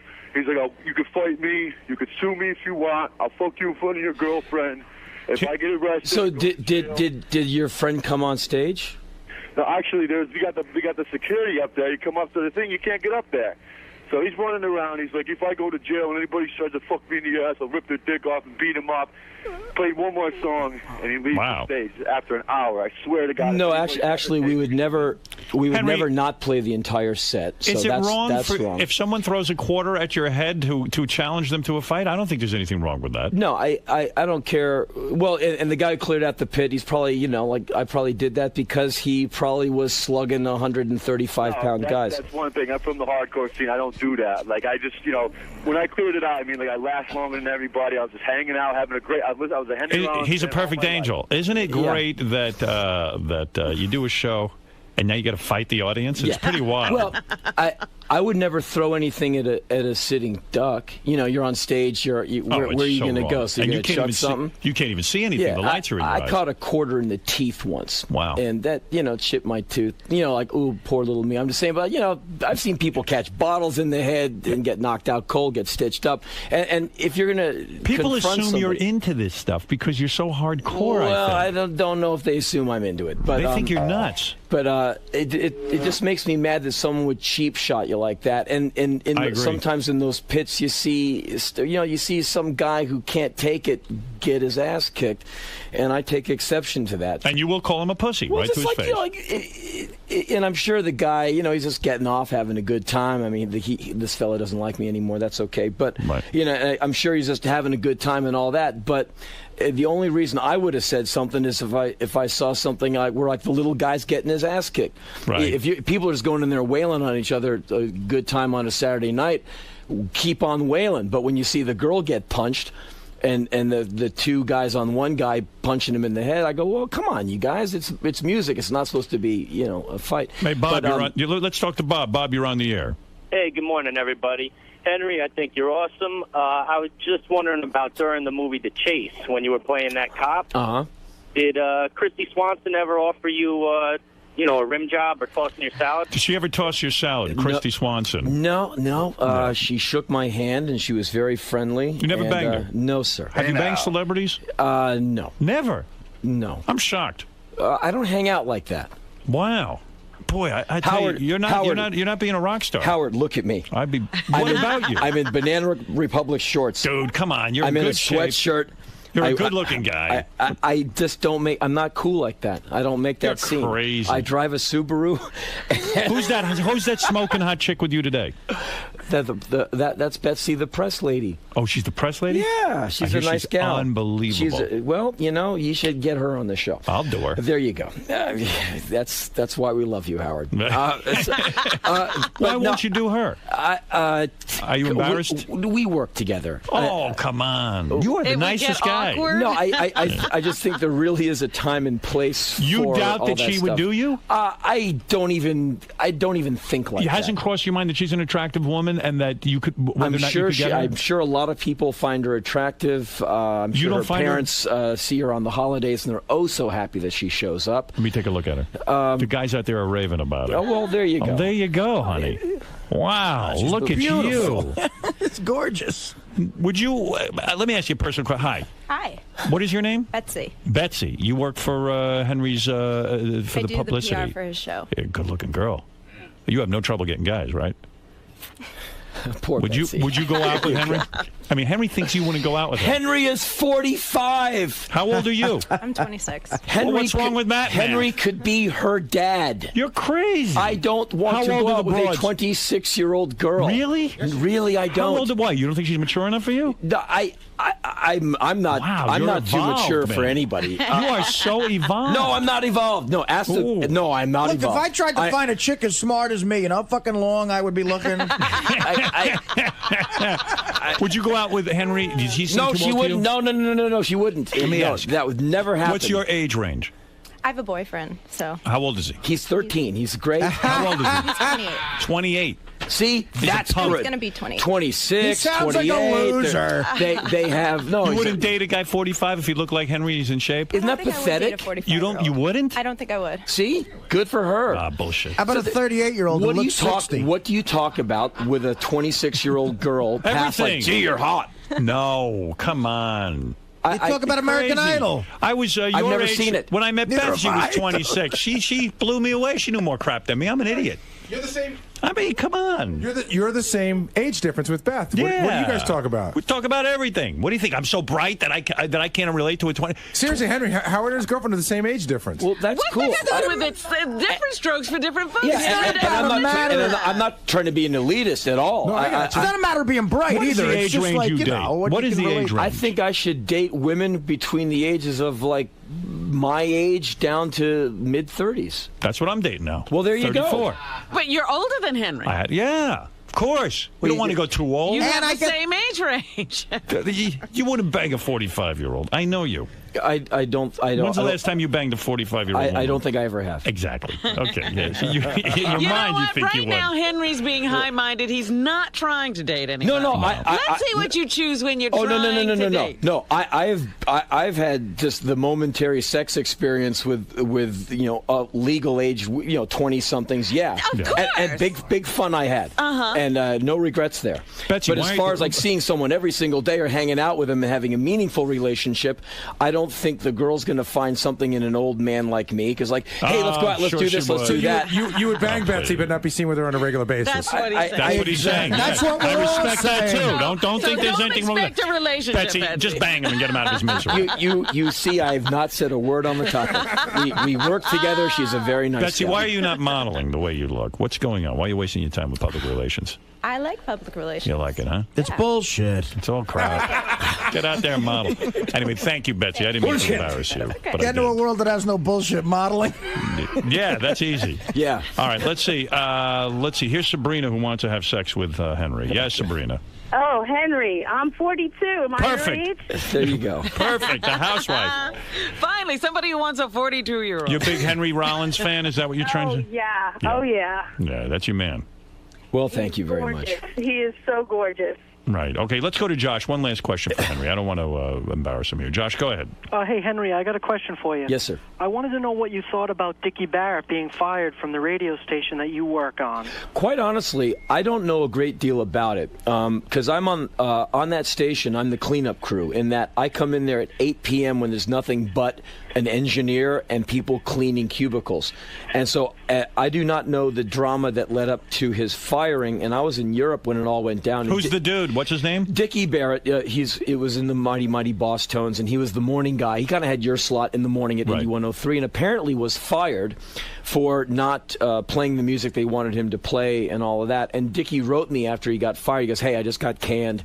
Carry on. You know, I love your show." And I've known Dickie many years. A great guy, and his band, really good band. And so apparently there's a backlash to Dickie's firing, and people have written me going, "You should quit." And I say, no, I really don't want to quit. I really like my 2 hours on the radio once a week so I can play my dumb songs and rave about it. I love how people want you to leave. They won't leave their jobs, but they want you to leave your job. Well, I do the show for free, basically. I just like going in there with my milk crate of CDs and playing them and then getting back in my car and going home. It's a fun Tuesday night for me. Good news for you. Well, I had another question. The Sirius building is surrounded by 4,000 45-year-old women waiting for you outside who all want to have sex with you. They're all lined up. What's his other question? What is your other question? Josh? I was just wondering, is there ever any chance of a real Black Flag reunion? Well, seeing that the band had like 2 or 3 bass players, a few drummers, and 4 singers, I think the only real lineup would be the original one, and I don't know. And it's not my band to reunite, is what I'm saying. Well, I would personally not like to be a part of it. I'd like to kind of be part of 2006 and not go in the Wayback Machine. As great as that music is. You don't like those guys? No, I don't hate. You're okay with them? No. It's not that. I just don't think we would be able to deliver the set very well. Right. At our stage. You like your current band, and that's where you're at. Yeah, you might as well be with where it is now. What if there's a bunch of dough in it for you to get back with some of these original guys? It's not always worth it. Irrelevant? Well, You're a millionaire? You're a millionaire, right? Yeah. You are? Yeah. So you don't need money? No, but I wouldn't want to do something musically where you're going like we're only in it for the money. I did one benefit tour. I did a tour that I only did it for the money. Well, it was fun too, but we gave all the money away. It was a benefit tour. Oh, that's nice. Yeah, well, we raised a bunch of money for the West Memphis 3, and so it was a benefit tour. So yes, it was quote for the money, but we didn't keep any of it. Right. But past that, no, I'm sure some version of Black Flag could go out on the road and probably make a healthy amount of money. It wouldn't be my priority. Well, there you go. Henry Rollins said it all. We covered a variety of topics. I think we went around the globe. Did you talk about my show on the Independent Film Channel on Saturday nights at 10 p.m. That's on the ISN? point. There Listen, you go. Henry wants you to tune in. He wants you to sample it. He wants you to see what's going on because I'm sure he'd like to do another season. You got to tell us the lineup. Come on. No, I just want to make sure I covered all the bases. I think you covered it. Okay. The Henry Rollins. I'm going to check with Betsy. I think you covered it. I don't want to get the IFC people mad at me because they're so good to me. If I was you, I'd have Betsy on the show. That's who I'm interested in hearing interviewed. Well, I'm so glad that you still have those kind of interests. Oh my God, it'll never change. That's good. That'll keep you young, man. When will I mature? Howard, don't ever mature. Watch the Henry Rollins show. Maturity's overrated. You're not kidding. Saturday nights, 10 o'clock, the Independent Film Channel, which somebody said on Time Warner Cable is channel... Post that note for me again. Who What is the it? hell knows? I don't know. Channel 81. People are intuitive. They'll find it. But look for it, IFC. And Henry, I love when you come in here. You're always so opinionated and a lot of fun. And thank you for coming in. And it's nice to be here in the new studio. Congratulations to all of you for making this leap. I wish you all the best of luck. How do you think the interview went today? Oh, I had a fun time. Howard was very cool to me. he kept alluding to the fact that you seem more mellow or that you've lost your angst. Or do you think there's any truth to that? Well, I think that as an older fellow, I perhaps think things through more completely than I did when I was 19. But as far as being angry, in my opinion, to be a conscientious American, you should be pretty angry at things. So your approach is just a little bit more calm, but you still... Well, my anger is more civically centered now. You know, when I look at the 9th Ward of New Orleans and it hasn't changed in 8 months, I get pissed off because we're not helping Americans. Stuff like that makes me mad rather than, ooh, boo-hoo, the girl left me. Ask John Lee Hooker. The girl will always leave you, and you'll always get another album. So. You also brought in your publicist and tried to... Well, Howard likes nice-looking gals, I guess, and... you know, so he brought in Betsy and had her sound off, and I guess she was filmed, so it's all on. And she signed the release, so he does whatever he wants with those images now. So is that awkward? No, it's just fun. I felt bad for Betsy, but she handled herself with grace and aplomb. So you had a good time coming down and saying hi to Howard again. Absolutely. All right, thanks a lot, Henry. Thank you. So this Robin party thing, it's one of those never-ending things. I got to tell you. Now what? So it looks like some more invitations have gone out. Yeah. But not to Richard and Sal. Right? So what happened was Sal knew he was taping Richard, but Richard didn't know he was being taped. Oh. So this is Richard being real. So what happened is, I guess... what page is this? Gary preview page. It's in white on the far right. Okay. I guess what happened was the news department has been invited. Okay. She just did a last-minute invite to the news crew, dude. She's definitely not inviting us? Definitely.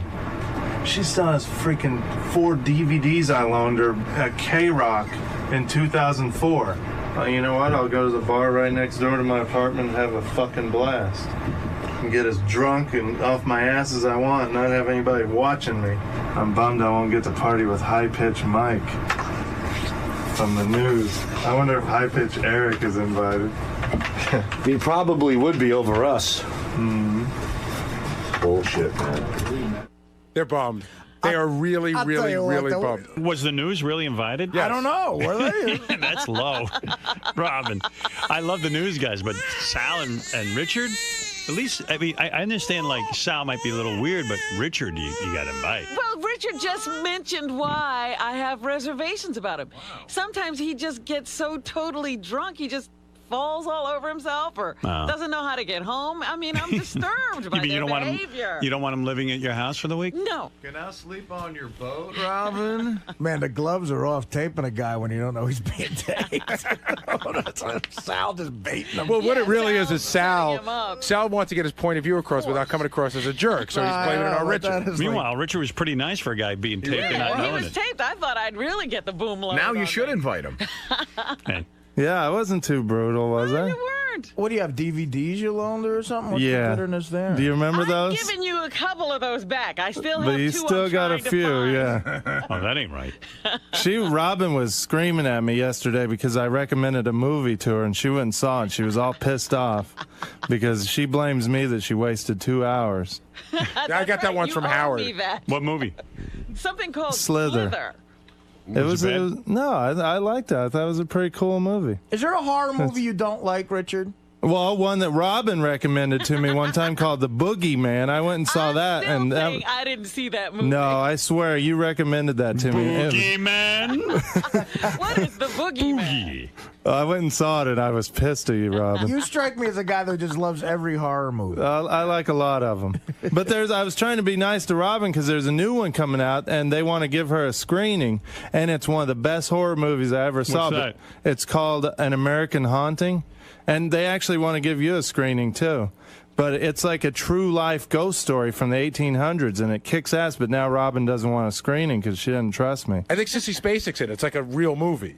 Is that the one with Sissy Spacek? Yeah, and Donald Sutherland. It's awesome. High Pitch Mike is here. He's pissed off because he's in the news department and he still wasn't invited. He wasn't invited, so you're okay. High Pitch Mike is not going. Oh, now you can feel better Well, about I like yourself. High Pitch Mike. I actually wouldn't mind hanging out with him. Clearly don't like High Pitch Mike. High Pitch Mike, you're part of the news department. How did you not get invited? You should see it back there. Shirley's been taping us all morning because most of the reporters and anchors have gotten their invites. And me and the other producer are checking our email every 5 minutes, looking for that invite, thinking, oh, it's coming, it's on the way. It's the big invite, yeah. Here's what I... Party of the century. Here's what I figured out. In the news department, it appears that if you're on-air talent, you were invited, but that's where it stopped. That ain't right. So you know what that involves in our news department? So funny. Everyone except for 2 people. How about Liz Aiello? She's the news director. Right, she's invited. But Mike and the other people aren't good enough. Lisa's over the other producer. Mike and Lisa are. Again, it's not a matter of you got to stop somewhere. I guess you're second tier, dude. I know I'm second tier. I'm still like an intern. Actually, Mike, you really did say some not so nice things about me on the intern show. And why should I invite you to my party? Is that true? I heard a report that someone is crying in the newsroom because they weren't invited. Well, that could only be the other girl, Lisa. It's the other producer. Was it? Who is it? She's not crying. She's just a little livid. Oh yeah, Lisa Zerbo. Get her But in here. no, I completely. No, she's crying. I'm not like Sal. I understand it's a private event. She is crying, apparently. Tell her to come in and cry. Yeah, don't cry in private. Cry on the air. See what you've done, Robin. Cancel the party, Robin. Use your brain. In seriousness, though, I get it's a private event. It's your house. I'm not upset. I'll tell you where I think it's a little strange. Listen, I feel sorry for Robin. All she wants to do is have a party. Now this is what it turned into. Well, I keep getting heat from the people I see who are saying, "Gee, why aren't we ever invited in?" She is inviting, really, in essence, complete strangers to her house over Richard and Sal. Yeah. Well, I wish they were strangers. Penny, what's going on? Oh, no. Penny Crone wants to say something. Yes. Lisa Z is the producer. Yes, I don't know her. I love when Penny has a cause. You know what? I got to tell you something. Yeah. The people, you have made all of us stars. Right. Lisa Z, nobody knows who she is. Nobody knows who he is. Right. I have to interrupt Julie and Penny. I are like bigger than life. Penny just called Fox 5 and said, I'm a star. That's why I'm going to Robin Quiver's party. I call Rosanna Scotto. She's calling everyone that ever fired her. Wait a second. Why is Lisa crying? Why is she crying? She's a mess. What's going on, Julie? Firstly, she's a mess before she's, even if she wasn't invited to a party. She's a mess. First of all, Lisa is a huge, huge fan of the show. Been listening for years. So for her, it would be such a big, honor for her to come to this party. So let Lisa take Penny's spot. Well, I was telling her, told her you're Penny's cousin. No, wait a minute. I told her I would turn gay, and I would take her as my date. And I said, what do you mean turn gay? No, so but Penny gets Lisa Z to show us herself crying? We got to get Lisa. Penny's in the newsroom. She's going to cry. She might as well do it. She is a mess. She lives near there. She lives somewhere in Jersey. Not near you, but somewhere in Jersey. She opens her email and gets she starts jumping up and down like she just won the goddamn lottery. I had an orgasm. Really? I'm happy to party with I was like, whoa, baby, I'm getting it on, honey. Well, don't get too excited because I think the party's going to be canceled. It's got to be such a mess. I give up. Friggin' party. I didn't even want to throw a big party. I know. What are you doing? I honestly, when I saw the invitation, I thought it was a mistake. Like, I closed the email right away because I knew news people would start freaking out. I would have invited, no offense to you, Shirley. No, I would have invited Richard and Sal over Shirley. Really? I would have too. Yeah, I would have too. I really would. If we're talking seniority, I'm low man on the totem pole. I totally understand that. Is Tim Sabian invited? Yes. Oh, all right. So I'm not going. Well, then I'm not going either. Yeah. Sal just left my office, but he's just sitting in here stewing. Like, he started this whole thing because he wants to have this conversation happen, but he doesn't want to be the one who started it. But he just walked out. He's like, fucking bitch. He just walked out like he still can't believe he's not invited. I can't believe Richard hates the high-pitched mic. It should have been Richard taping Sal. I want to know if high-pitched Mike's voice hurts when he talks. You know what? Did you ever notice something about him when he laughs? Yeah. He talks like this, and then when he laughs like this. All right. First, Lisa Z, who is from the newsroom. Oh, dear. One of the nicest ladies ever. Let me talk to Lisa if I can quiet the room down. Lisa, what happened? Tell me what happened. Get near the microphone, please. Go ahead. First of all, you're a fan. I'm a super fan. Listened for over 20 years. Right. I love Robin. I'm a newswoman. Robin's a newswoman, so I really relate to Robin. Yeah, and by the way, I like you. Robin doesn't. But go ahead. Oh, my God. Yeah, go ahead. Yeah, I would have invited you. So, I came into the newsroom, and everybody was excited. Everybody was bubbling over. Oh, the invitations came. Guess what? We're invited. I said, oh, you're kidding. We're invited to Robin's party. I ran to my computer. I opened it up. I didn't have an invitation. And you started to cry. So I said, Erica Phillips, do you have an invitation? And she said, oh, yeah, I got mine. And Mike Piazza, do you have an invitation? Oh, yeah. Wow. I would never have Mike Piazza. I went all the way Mike Piazza, right? He scares people. Right. So I said, well, they said maybe they don't know who you are. Right. So. Wow. And you actually got tears. I got a little teary. She's crying now. What a little emotional. Get over yourself. And Penny's invited, so she just keeps telling me to shut up. She says Penny's mean. Only the stars are invited. What will you do that And I'm day? not a big enough star. Hey, well, Mike. I thought Mike Morales and I could have a party with Richard and Sal. Right. I have to say one thing about Have your own party. That's good. That's a good idea. You can come to the bar by my apartment. Richard suggested that sarcastically. I'm going to say one thing about Penny, though. Her head is getting so big. Yesterday, she was screaming about the Those are the steroids, pal. if Doug Goodstein is listening, you have to get rid of the Hudson Theater, get a bigger theater, because her head will not fit in the Hudson Theater. Because of her stardom? She was screaming all through the newsroom yesterday. I am going to walk the red carpet. I'm in Robin's movie. I'm a star. Yes. I'm the star of the movie. I mean, they're such babies back in the newsroom. They are. You know, like they're all like this Mike Piazza and Steve Langford. He's a Looney Tune. Did you ever see his eyes? He's like, he's down there in an alley waiting for David Lee Roth to masturbate with him. I mean, it's like the guy is fucking crazy. He's like, oh, David Lee Roth. He steals my recorder. I can't. Penny's making fun of a guy looking for a story. This is what happens all day. We go down for cigarette breaks, and she just roasts the other news people. It's the funniest It's thing. a very tough newsroom. Langford's down there looking for a story. And then you got George Flowers out there. That's a whole other issue. George should have never. Well, what's George's issue? What do you say, Penny, about George? You know what I said? And I'm going to do this line. Should I do it, Shuli? Go ahead. I said, George Flowers loves himself so much he sucks his own penis when he wakes up in the morning. I'd like to see that. Check to see if it's still there. Oh, my I have an idea. Robin, if you wouldn't mind, I cannot go. I would love to go, and I appreciate the There are invitation. no, you can't substitute. That's what I was going to say. No I will happily give mine to It's not like an apartment. Substitution. It was a thought. I'm right. trying to help. Alec, Yes. you want to go one more piece of tape we should known? Yeah. Go to the bottom left corner of that page, and that's the newsroom sound when Lisa first found out she wasn't invited. All right, here we go. We have that on. This is great. Or were you printing So even Sal's going and Zero both? No, because I wanted to see how fake it really I wouldn't is. expect to go, but now that I did. I thought it was a mistake. If other people are going that don't know Rob, and then I'm like, hey. Oh, my God, she's crying.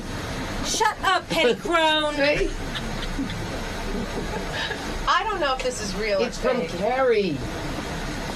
Where's my recorder? Is it fake? God damn it. It's a fake. Wow. It's a newsroom, all right. What a cutthroat newsroom. hey, high pitch Mike Morales. Do you is that hurt when you talk like that? Honestly, sometimes I feel pain in your throat. Does it hurt? No, I'm not like. I think Scott Farrell, when he talks, that's got to hurt. Yeah, but No, I this mean, is- it's okay. No, Yeah. it's Yeah, fine. but make him laugh and listen how it drops. He goes, when he laughs. He has a deeper laugh? Yeah, I mean, it just stop. Tickle him, Penny. Tickle him. Like, make a little. If there's any woman I don't want tickling me, it's this one. Hey, can I ask Mike a question real Sure, quick? yeah. No offense, but do both your eyes work, or? Yeah, I do have a little bit of a lazy eye.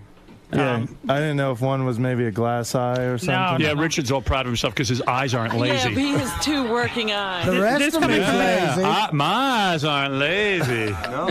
Dude, let me tell you something about Penny Crone. Yeah? She was the first one to start crying when she wasn't invited. Who the hell are they not to invite me to the party? I'm a star. Why isn't the newsroom invited? Who the hell are they not to invite us? You remember that conversation? Yeah. But this is not a station function. This is Robin What are you having crying about? some I know, friends and over. they've turned it into like a station thing. No, I get that. It's your house. I wouldn't want everybody from this show in my house. Now what you've trust done me. is you've invited half the news department. You shouldn't have invited any of the news That's department. right. I should have left them all out. But Of course. the people I do see were giving me the fish eye. As Hey, they call Robin. it. Robin. Is Bubba coming? Bubba's not in town. He wants to Thank fly in from God. Tampa. No, don't. What about Pharrell? I don't know, Check it out. Pharrell. Robin, See, you here got- you go. Now Let you're me- adding do it. Robin, you got to invite the 37th and 19th floor also. Let me add one more thing, Howard. Up until when Penny received her invite, she was willing to take a load on the back, from High Pitch Eric. She said she would yesterday. Oh my God, is that true? Can you believe this guy is my boss? Wow. Is he? This is my boss. He produces the noon show. Wow. Oh, you're kidding. I didn't know he had an important job. Yeah. And did you say to him that you would take a load on your back from High Pitch Eric? For Robin? Yeah. I would do anything. Absolutely. I'd do anything for Robin. See what I mean? Anything. Come on, Why didn't we do that? Why didn't you tell us? Come in here and tell us. We got a news person here, Mike. Too much. Let's go to Jimmy from Jersey. Hey now, what's up, buddy? Hey now. Hey, Penny Crone is the funniest fucking thing you could ever have hired for the newsroom. Right. Penny Crone knows how to mix it up. Great. We've got a great news department. You know what? Sorry, go ahead. I was going to say, you go ahead and say it, because I think I know what you're going to say. I remember when you used to come in, when he was back on Testicular Radio working for Fox 5, and That's you right. used to give him the biggest shit. I mean, I always loved Penny. Yeah. The room would be filled with reporters, and everyone hated Penny except me. I could kind of appreciate her, quite frankly.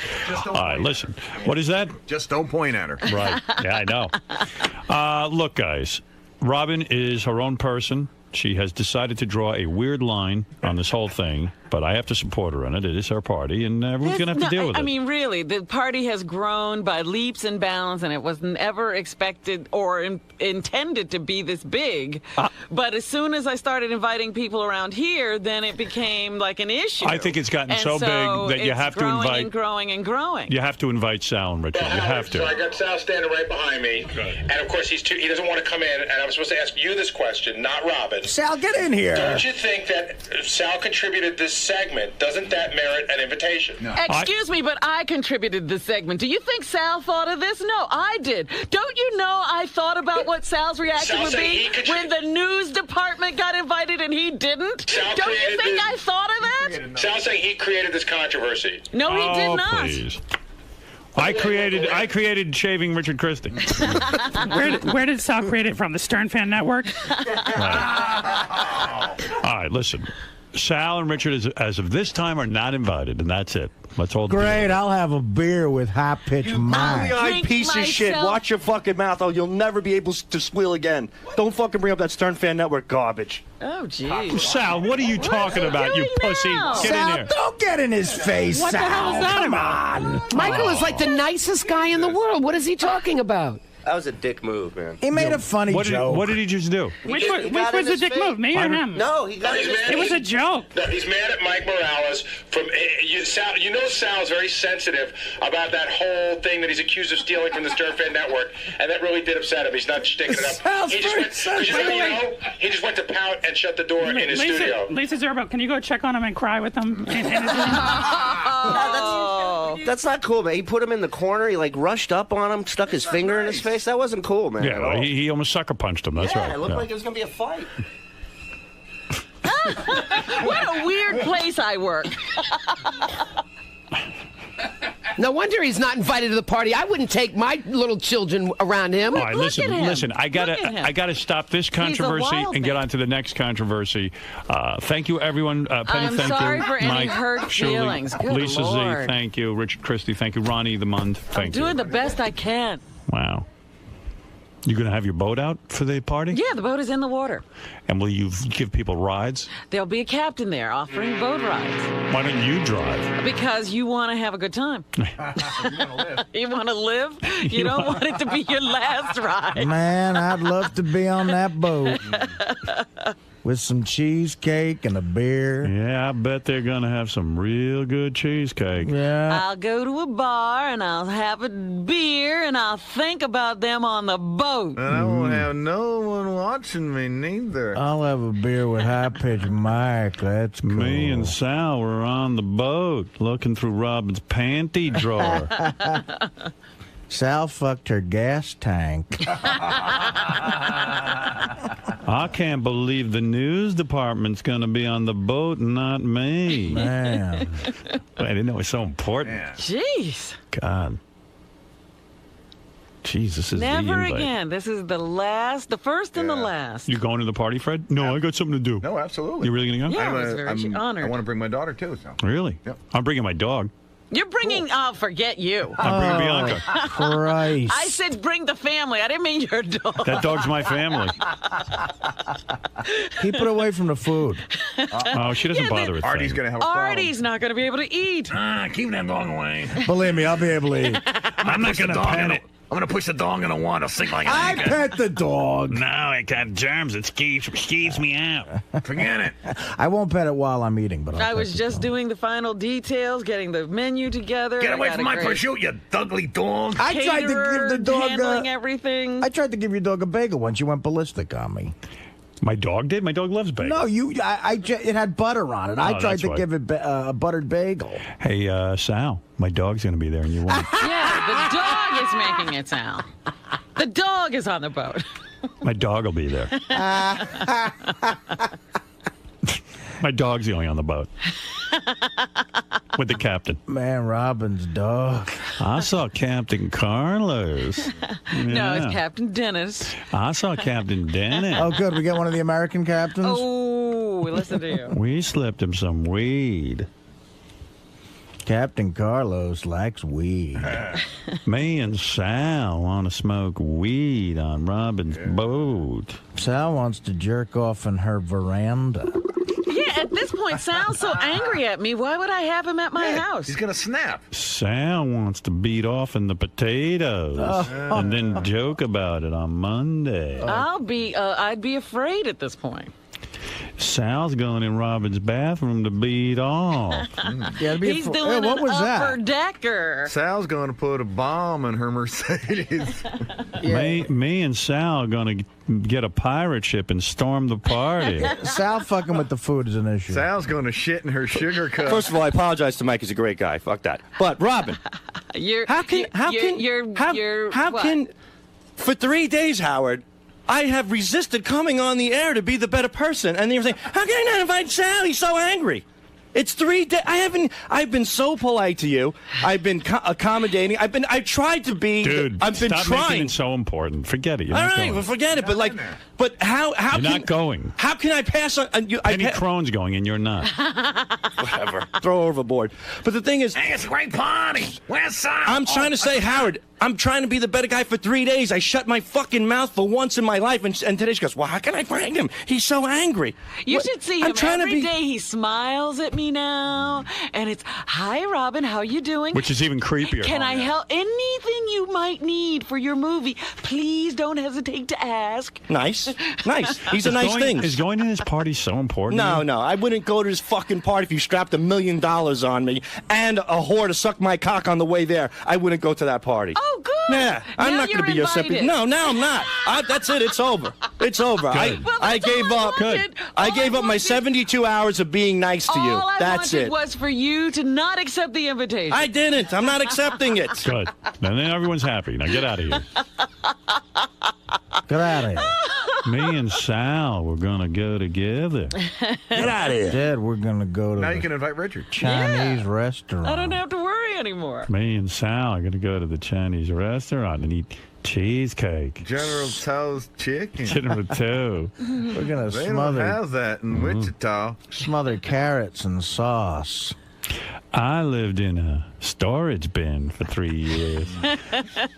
I was going to go to the party and tell people. I was going to shower for the party.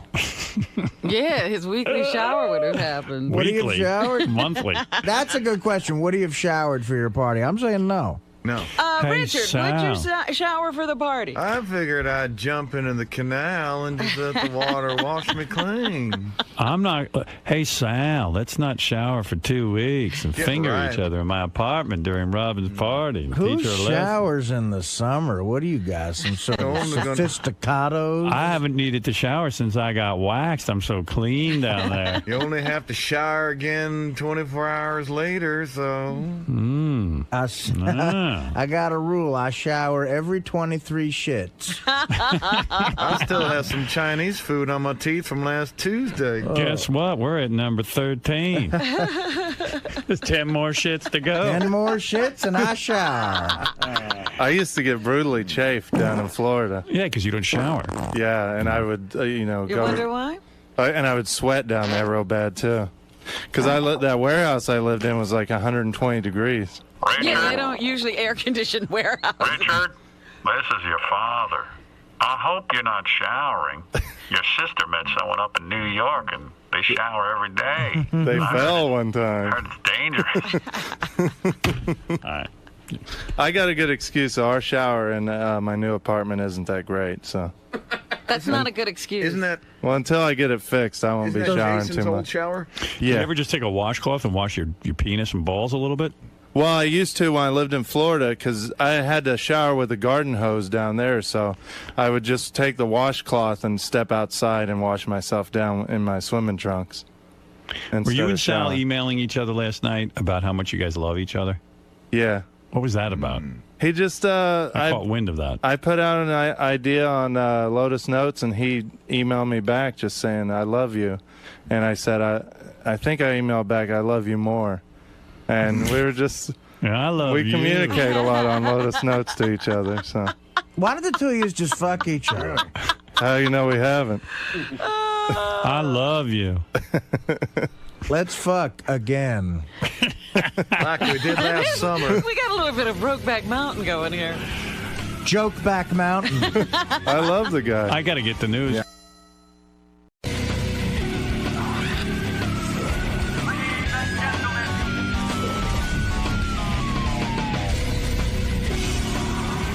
Hey now, thanks for choosing Howard TV. We have the Stupid Bowl 3. This is your alternative to the halftime show over on the boring channel. You know, what's going on over there? I don't even know. Ever since Janet Jackson showed her titty, nothing good's been going on.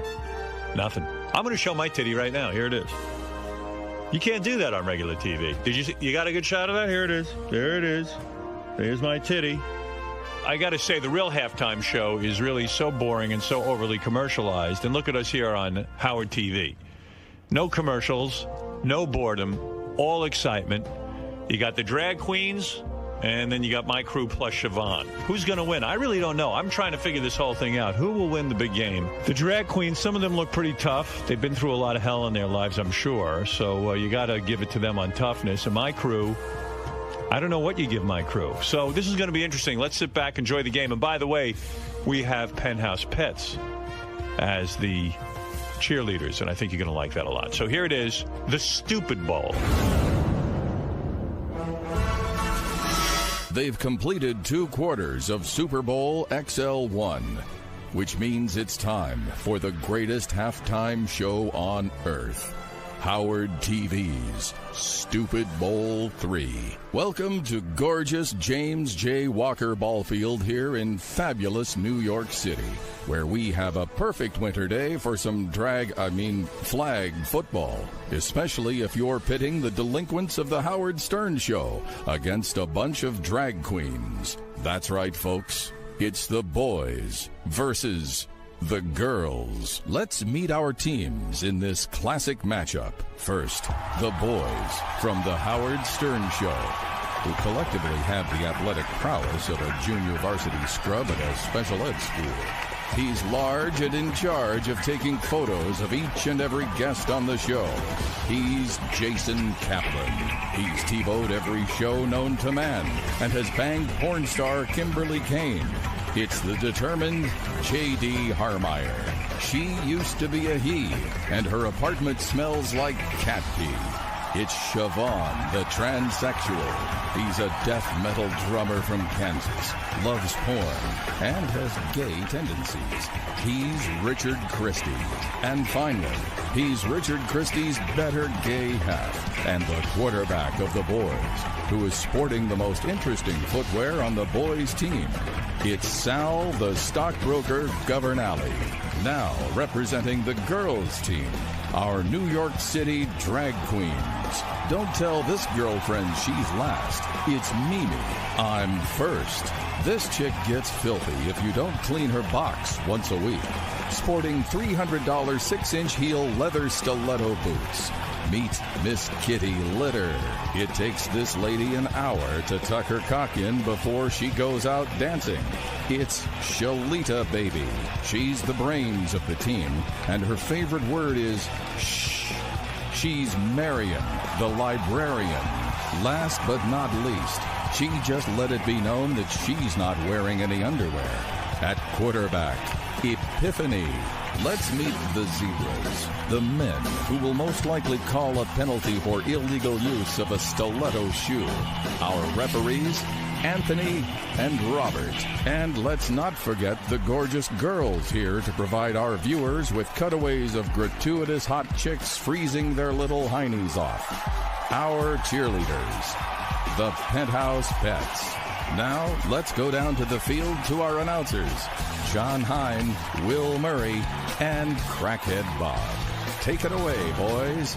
Hello, ladies and gentlemen, and welcome to the Stupid Bowl. I'm John Hine, joined by Will Murray and Crackhead Bob. How you feeling, Bob? Doing okay. You okay? I'm doing all right. Okay. Will, how about you?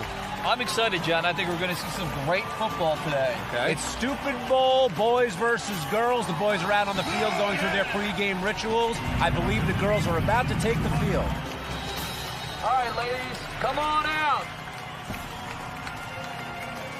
Well, here come the ladies, and they're looking like they're in fine form, to say the least. Whoa, look at that. They're going right after sound. Right up. Whoa. They can figure out a team's weakness right away. Hey! Now, what is this, John? What's going on here? You know what? I think the girls are using some type of intimidation, and look at that. The boys are definitely running for the hills. You know what, John? I think those girls are here to cheerlead.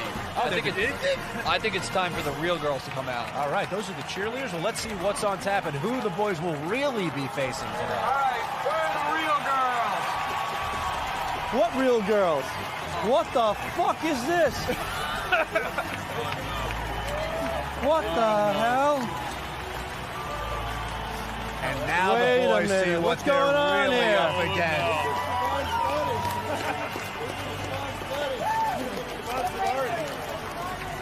All right, girls, let's start our push-ups.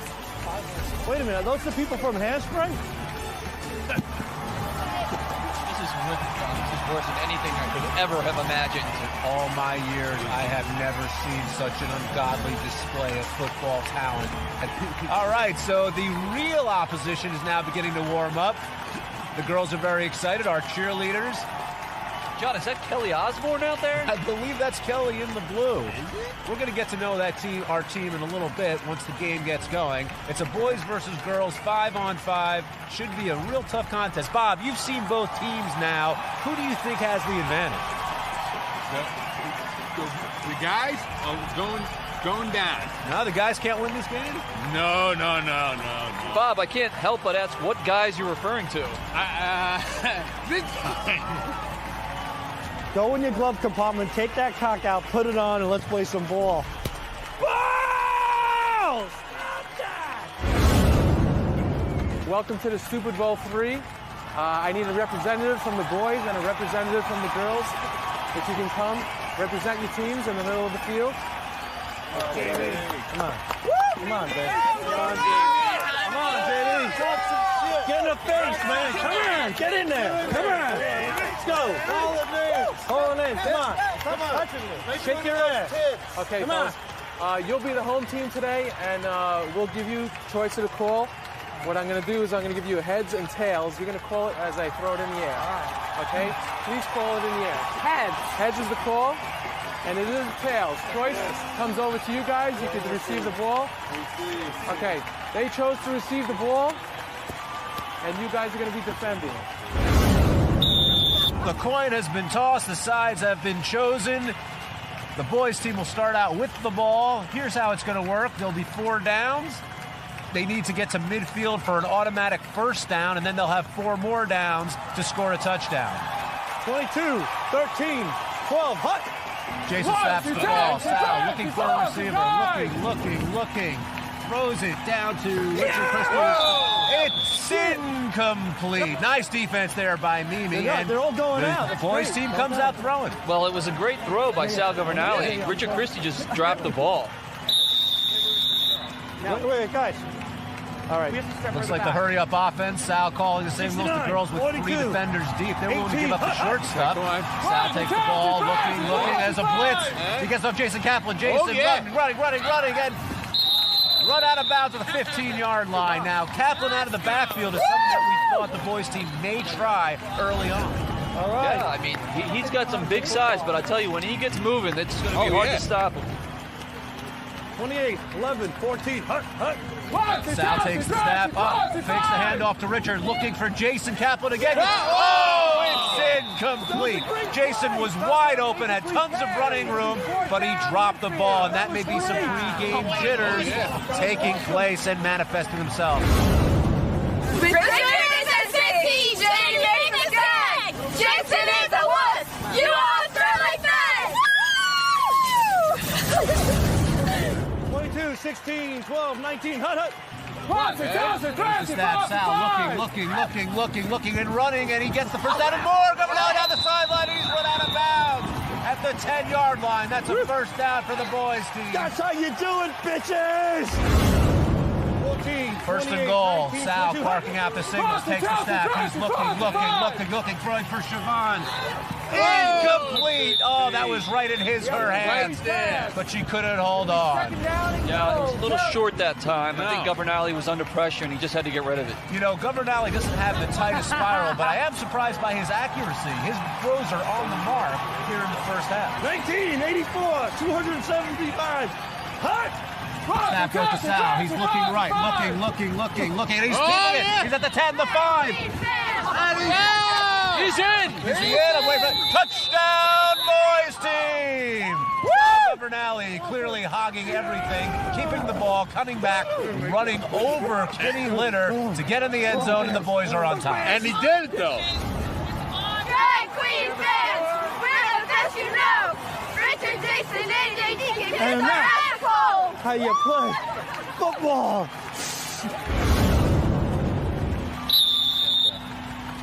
There's the snap. Okay. He's got the ball. He's running right there. She takes off. Whoa! At the 20. The 10. The 5. Touchdown! Girls! Well, they established the ground game in a hurry. Yeah. I believe Sal ran over Epiphany when he said the game was on, and boy, did she deliver well. I tell you, that was an impressive run. That's how we do it.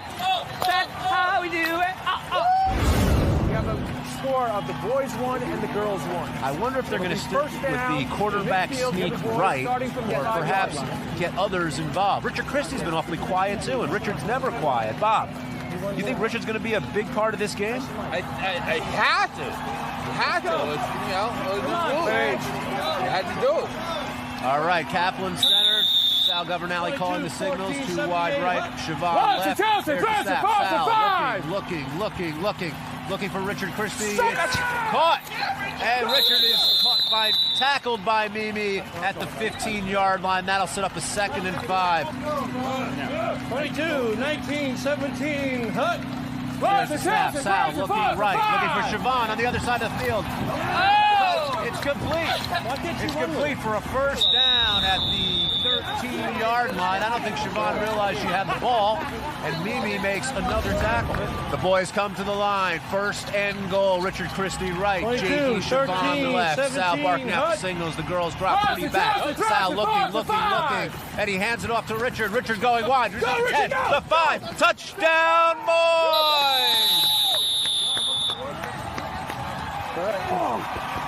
Yeah! Can't you see we show our tits in the magazine? Gideon, Richard, and JD, your ass is breath. We love the Queen. We got halftime. The boys winning 2, the girls 1. Welcome to halftime at the Stupid Bowl. The boys lead the girls by 1. A very exciting first half of football. We're joined by quarterback Sal Governale, That's right, who bitches. ran for the first score. Sal, do you have any idea what you're doing out there? I'm playing ball. Yeah. I'm throwing it, and I'm running with it, and I'm faking it, and I'm passing it, and I'm going all the way, baby. Now, Sal, I couldn't help notice you had an impressive ground rule double out there. Yes. How did you come up with that? The ground rule double happened when Richard Christie came and whispered in my ear something that I wasn't exactly sure about, and coincidentally, it turned into a ground rule double. Now, what can we expect to happen in the second half? Are you feeling confident? Do you think you guys can pull out the Stupid Bowl? Let me tell you something. We have so many great things lined up for the second half that if I were to reveal them now, somehow it could get back to them. I cannot take any chances. big surprises for the second half. Cannot reveal it. All right, thank you. Sal Governale, quarterback of the boys squad. We'll see how they fare when the second half begins here at the Stupid Bowl. We're here at halftime at the Stupid Bowl. The girls team trailing by 1. When they got the ball, they scored, but they give up 2 scores to the boys. We're joined by Epiphany, Marion, and Kitty. Now, Epiphany, you scored the first touchdown for the girls. What happened on that play? Well, you know, I think it just all comes up to our opponents over there are just a little overweight, and I think it makes them sluggish. Plus, I think that they're mostly heterosexual, and from the looks of it, they haven't gotten laid in a long time. Now, Kitty, you got trampled by Sal Governale on the boys' first score. How are you feeling? I did, but they were just boys. I'm used to men trampling me, so it was no biggie. And Marion, what do the girls have planned for the second half so they could pull out the Stupid Bowl and get the win? Well, darling, it's kind of like sex. You always wait to the end to give the best stuff, so we're not revealing any of our secrets right now, but the best is coming. Bob, do you have any questions for the girls team? I just want you just do it. Just do it. Yeah? Let's do it. Okay. Well, with those words, how can they lose? Coming up next, the second half of the Stupid Bowl. Boys leading the girls by 1. Ladies, we're going to start playing now. It's going to be first down and midfield. Here we go.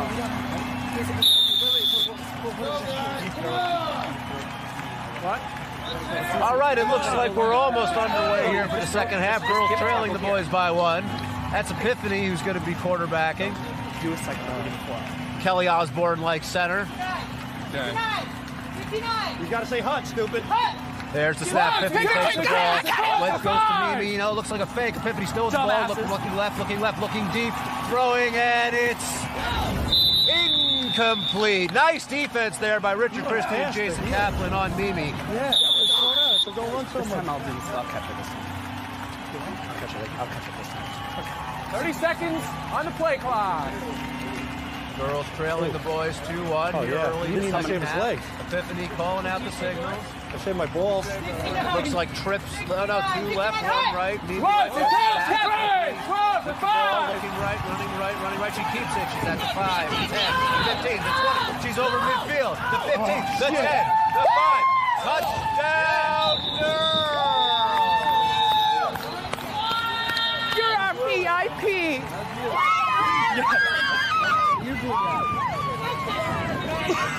Work that pussy! Work that pussy! What the fuck was that?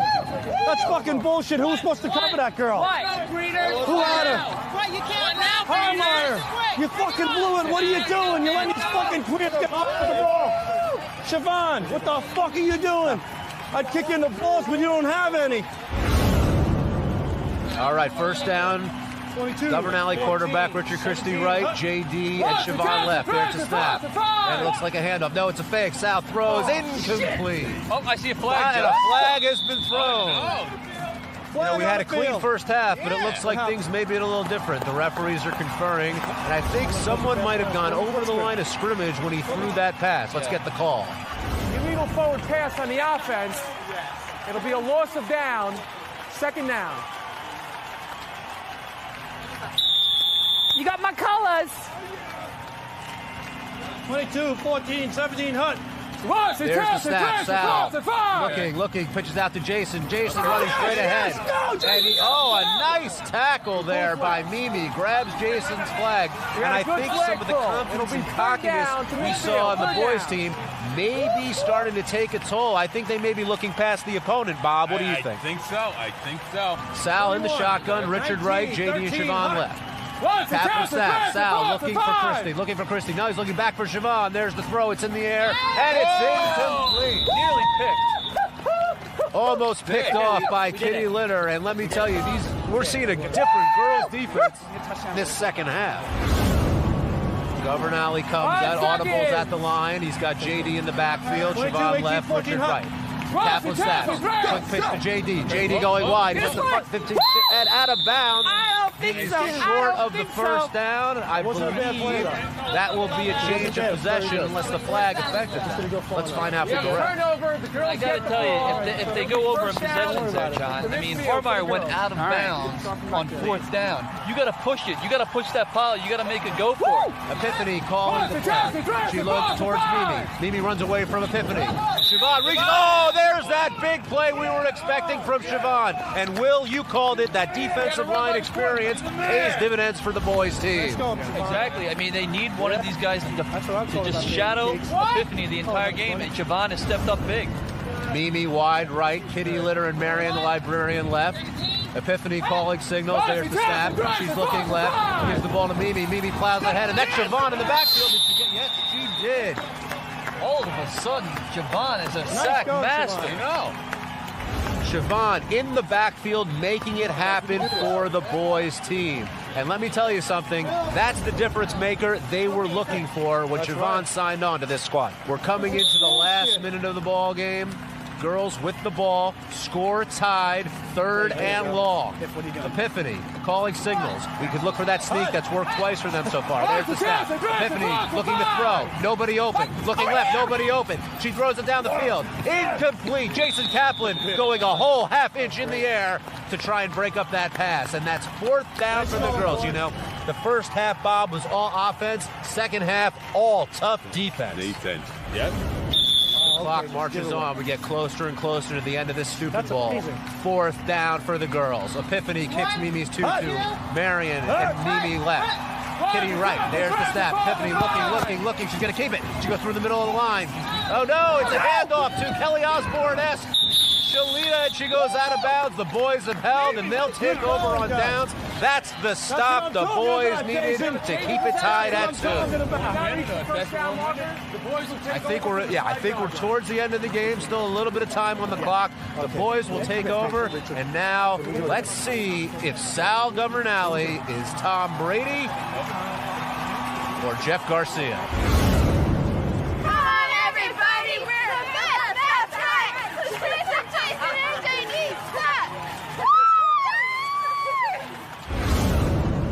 The boys are lined up. The girls in a 3-deep zone. Governale calling signals. Takes a snap, and it's a straight-ahead sneak with blockers. And Sal is tackled at the 10-yard line by Marion the librarian. Looks like Sal taking matters into his own hands, hogging the ball, and trying to make things happen for the boys' team. You there? 2nd down. That was right for Richard and JD right, Siobhan left. There's the snap. Oh, pitch to JD. He's going to throw the ball. He's telling Richard Christie to go down the field, and he throws it too far. Broken up nicely by Shalita there. JD motioning to Richard to run down the sideline. The receivers have to run their routes, Will. Yeah, definitely a miscommunication there. I mean, JD ready to go deep.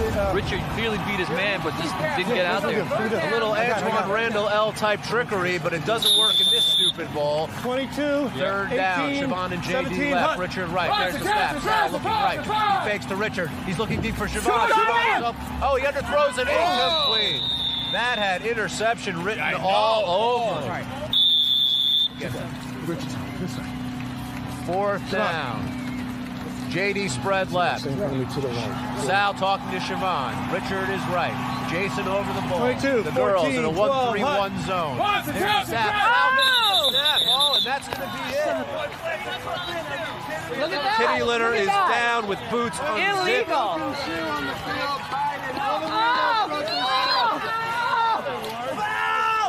Foul! That was on, bitches.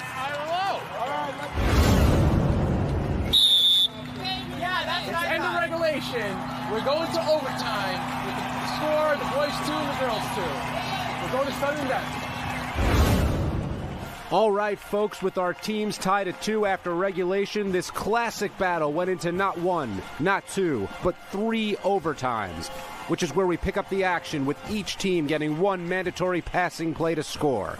It's sudden death, so if one team scores and the other one doesn't, we will have a winner of Stupid Bowl 3. It is our final overtime period. The girls must throw a pass to score. The boys looking to defend and getting their chance to win this game. We're all lined up. I can't see a thing. Hold on. Now we're lined up. The girls in a full house backfield. Epiphany, clearly all game. She's got that game face on, Will.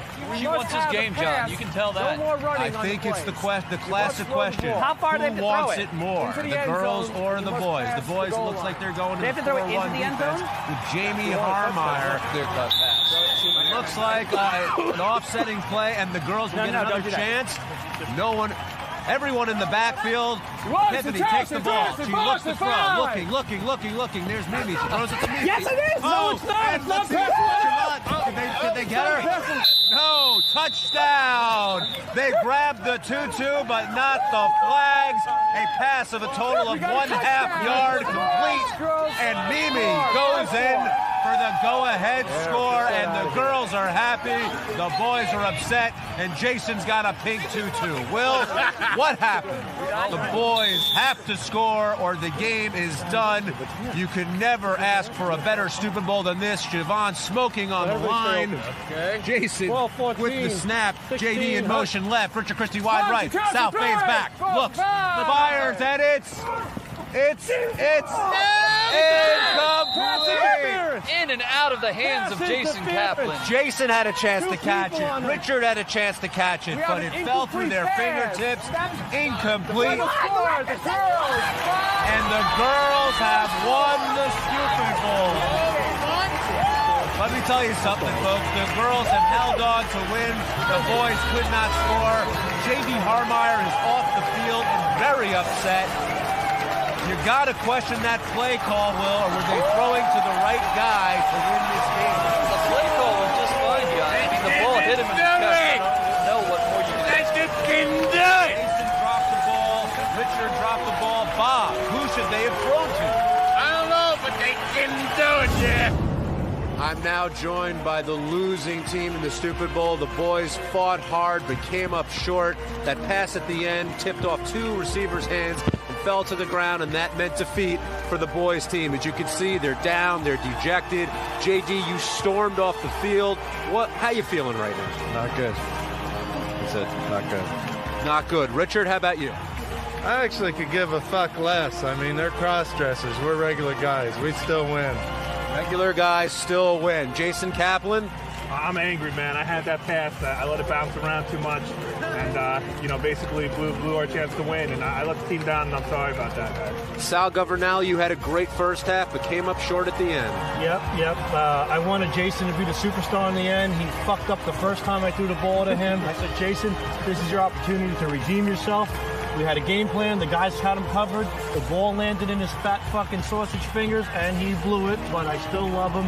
We'll be back next year. Siobhan, are you feeling disappointment that your team came up on the wrong end of the score? I'm just glad that I'm not really a boy. That's how bad I feel about this. And, I still think that they influenced the refs. If you go check the lipstick on the refs' faces, the other team was really working, man.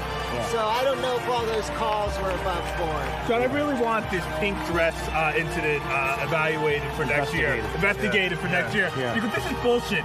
You couldn't grab the flag. There's no flag come over there. here. I came up with a fistful Come of here, put your hands up.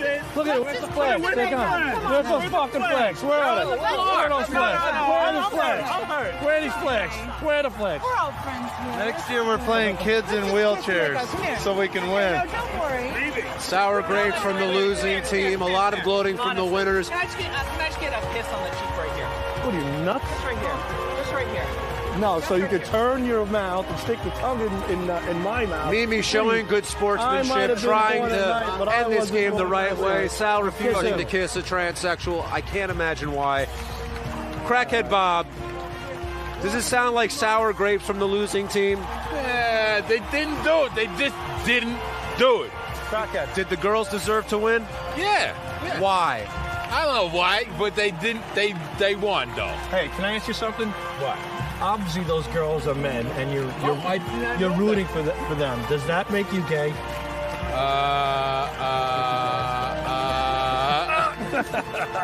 Say forward pass, Bob. Go up there, baby. Couldn't have said it better myself. Super Bowl ends. The boys end up on the wrong end of the stick. Now let's talk to the winning team, the girls. This Stupid Bowl is in the books. The winning team, the girls team in triple overtime. And now to present the Stupid Bowl trophy, Will Murray. Ladies, please, hands off my penis. On behalf of the entire Howard TV crew here and Stupid Bowl 3, we'd like to present you with the winning trophy. Congrats. Thank you very much. Yay!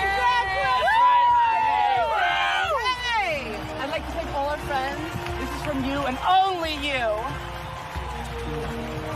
HouseOfAcid.com. You're my prize right here. Easy. Come here, baby. Let's go. Tiny, please, for the love of God. Well, there's I'll a save my- happy girls squad and a hard-fought game. They've come out on top. We thank you for joining us here at the Stupid Bowl. Congratulations to both teams. The girls defeat the boys in triple overtime and are the Stupid Bowl champions.